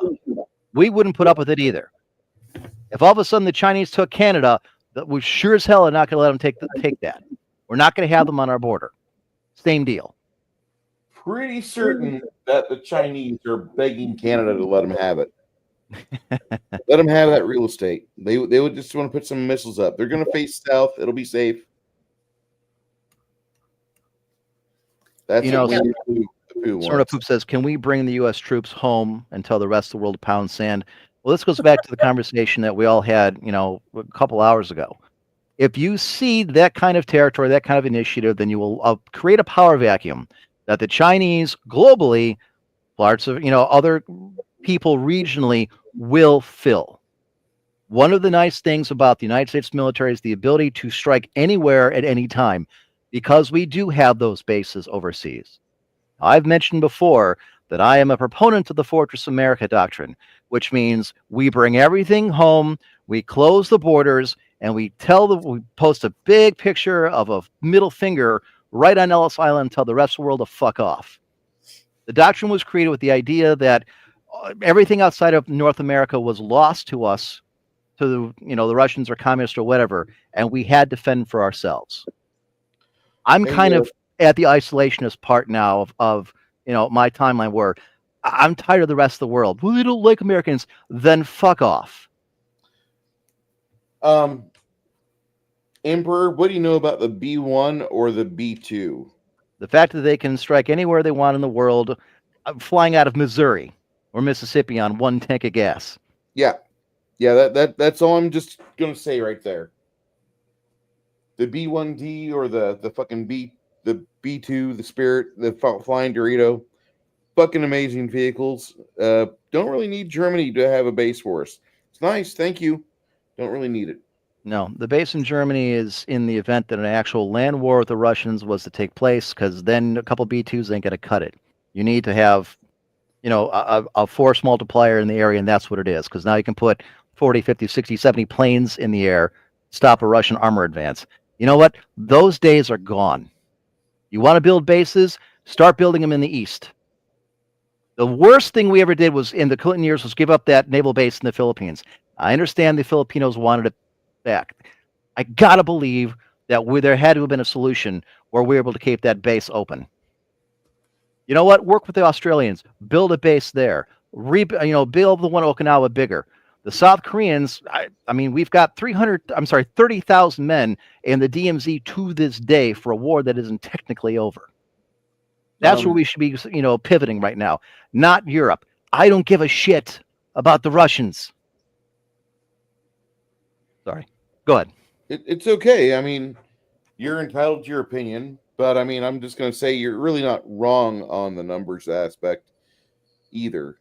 But I really like the idea of at least one location in the European continent where we've got a good chunk of resources. I'm for either Germany or Rhoda, Spain, either or. Ramstein's fine. It's within striking distance. If we had two of the Russians, go ahead and put it there then. And that, I mean, it's already there. If you want to, put more resources, that's fine. Not like the Germans will want us there anyways. But, fine. I'd put it there. We got a big one in Italy. We got a big one in England. We're kind of getting into the weeds here. I know it's 1:30 in the morning, and I'm sure Janet's like, God, just shut up already. So I will. Well, I just wanted to show you guys something I got on my Truth Social account. I don't know if you guys have that or not. And this was a Trump's post about what he's doing with the Kennedy Center in Washington, D.C. I just thought you guys would want to see. I mean, see, this guy, I don't know when this guy ever sleeps. It's like he the moment he's up, he's doing something, and everything he's doing is focused on what he can do to improve this country. And I'm just thankful that he didn't get killed in New York, or wasn't it New York, Hunter or something, whatever the name of the town was. Pennsylvania or wherever it was. Butler, I was playing Dungeons and Dragons or Pathfinder. People get mad when I call it Dungeons and Dragons, but Pathfinder when I found out they got shot. I got upset about that because everyone would talk about that. I just started bawling. I just started crying. I was upset. I cast heal too. Magic missile. Please quit trying to kill my fucking person of choice for president while I'm trying to run a goddamn campaign. I know you fucking miserable fucking communists can't fucking do anything else than fucking salivate over the thought of American suffering, but I really just want 8 hours on Saturday to fucking make my players fear me and not be brought back to reality with your shitty fucking communist agenda. I can't wait to see you all die. But I'm happy that Bruce is okay with his God complex. I'm impressed. They said, we will soon announce a new board with an amazing chairman, Donald J. Trump. He's going to be the chairman of the Kennedy Center. And he said, just last year, the Kennedy Center featured drag shows specifically targeting our youth. This will stop. The Kennedy Center is an American jewel and must reflect the brightest stars on its stage from across our nation. For the Kennedy Center, the best is yet to come. To me, this doesn't seem like someone who wants to be in charge of every aspect of the planet, or the United States. This looks like something that he's trying to fix and repair. And hopefully, just like some of the states are stepping up now saying, hey, this whole Doge thing is a great idea. We need to start doing stuff like that in our own states. So hopefully, I don't think any liberal state's going to do jack squat. So I feel sorry for everybody that lives in a state that's filled with liberals. But Texas has a ton of liberals in it. And so does Florida. And so does Ohio. You guys have a lot of cities that are infested with liberals. That may be in Ohio, but Ohio is very much like Florida the last 3 election cycles. I know. If you're a Democrat running for office here, you are a rare breed. You are a endangered species because there just aren't any anymore. I'm so happy that's how it is in Iowa. Ohio is extremely red top to bottom outside of the major cities, which don't matter because they don't have it. Like Max Miller is our congressman in Cleveland. Okay, he's a Trump guy. He's Republican. Cleveland's in his district. Doesn't matter. Cleveland had no bearing on him getting elected. Thank God. Yeah, it's just that we just have got to start cracking down and taking back our states. Fight for our cities and fight for our towns and our states so that we can be the people running it again and take it from these crooked people. That's the only way we're going to win. But I want to say thank you to you guys for hanging out with me tonight and letting me go on a few rants. It was fun, but it's important that we talk about this stuff. Figure out what's going on and making sure other people know about it. Because there's so many people that don't know any of this stuff. It's sad to think that, but it's a fact. So, anybody else have anything you want to say before I turn it off? Well, tomorrow at roughly 12:30, my gaming group for Janet's small game test will be starting up in the green room. And as soon as everybody gets facing forward, I will get everyone in their places for the live show. Should be about a 7.5 to 8 hour show tomorrow. Janet, do not worry about the creature that's within my hands right now, nor the one that I had earlier within my hands, because she's nowhere near ready for this, and neither are you. No, I don't think so. Nobody wants to deal with a boulder like that. Mm-mm. See, I wasn't sure if it was the beholder since it wasn't, a round, ugly thing. I thought it was Medusa for a while there. Looks like someone laying on a big leaf or something. A friend of mine, Crafting Gamer, sent me the link off Etsy, and I'm like, okay, that's kind of cool. And then there's one that's got a futa version, which I'm like, no. And I didn't want that. And anybody that knows what I'm talking about, you don't want that either. Anybody who doesn't know what I'm talking about, no, you don't want that either.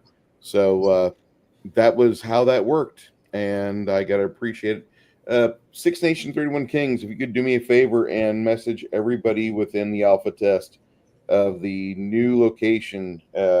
If you don't have the link for it, it's in my YouTube channel for the Gilded server. And swing on in there. There's the alpha test gaming channel. Because I haven't used my Gilded in a long time, so I hope I can We're remember. going to be using it now because fucking Discord sucks shit whenever it comes to guarding against hacking, and their fucking help department ain't worth a fuck. So Man, my clan's had a Discord for over a decade. We've never had a problem. I've got like 300 people in there. I made fun of fucking Redditards, and apparently one of them got upset. They tried hacking my PayPal, which there's nothing there. They tried hacking my Facebook, again, nothing there. They hacked into my Hotmail, okay. They hacked into my Amazon and caused that to be completely shut down because they pestered it so much. And so I had to make a new Amazon, and it's kind of interesting, but I got a new Amazon set up, and it was all through Discord. They were able to get into all this shit, and that's fine. That's fine, you little fucking faggots. But Discord, I hope you die a miserable fucking server death. I can't wish enough fucking pain and misery on you little communist fucks. All right, now tell us how you really feel. I haven't had any issues with my Discord. I had 2 people that I invited to Discord, and then I found out from some other people that they were like asking them, for money and stuff like that. So I ended up just kicking them out. What? I was short for the week. I didn't know there was a problem. If you ever have a problem where your identity is compromised or somebody manages to steal that ID off your Discord, getting in touch with a person that can rectify that situation takes months. I know this from Soy-Based Jeremy. Well, the thing is, if you have a problem, just go to the Discord person on X. I've messaged, I've posted, none. Y'all, they can't fucking get back to me. My DMs are open, they are empty. So you know what? I'm out. The only people that are getting in touch with me on Discord are known hackers, are people that with a few key presses, with a few searches, it's like, oh, look, another one. Oh, look, another one. Yeah, he's going to steal my fucking identity. Yeah, fuck these people. Fuck Discord. I'm not really impressed with Gilded much either, but I haven't heard anybody bitch about Gilded. I've been hearing people talk about how it's kind of a hard act to follow. I just want to say I appreciate the invite. I had fun tonight. I have nothing to promote. Please don't ask me for autographs. I don't like any of you people listening. Stay away from me. I don't shake hands. If you want to follow me on X, you can. That doesn't mean that we're friends. I post memes. I'm going to make fun of you. Be aware. Have a good night, everybody. Well, Sunday, we're going to be watching the movie Hoodwinked. I've never seen it. So we'll see how that goes. But I'm sorry, Ruben. I'm sorry you feel so bad. I was tired. I appreciate you hanging out with me tonight. And I hope you guys have a wonderful weekend. Yeah, it just hit me very, very, very tired. I know. I'm sorry. No but worries. thank you. And you guys have a wonderful weekend. Talk to everybody later.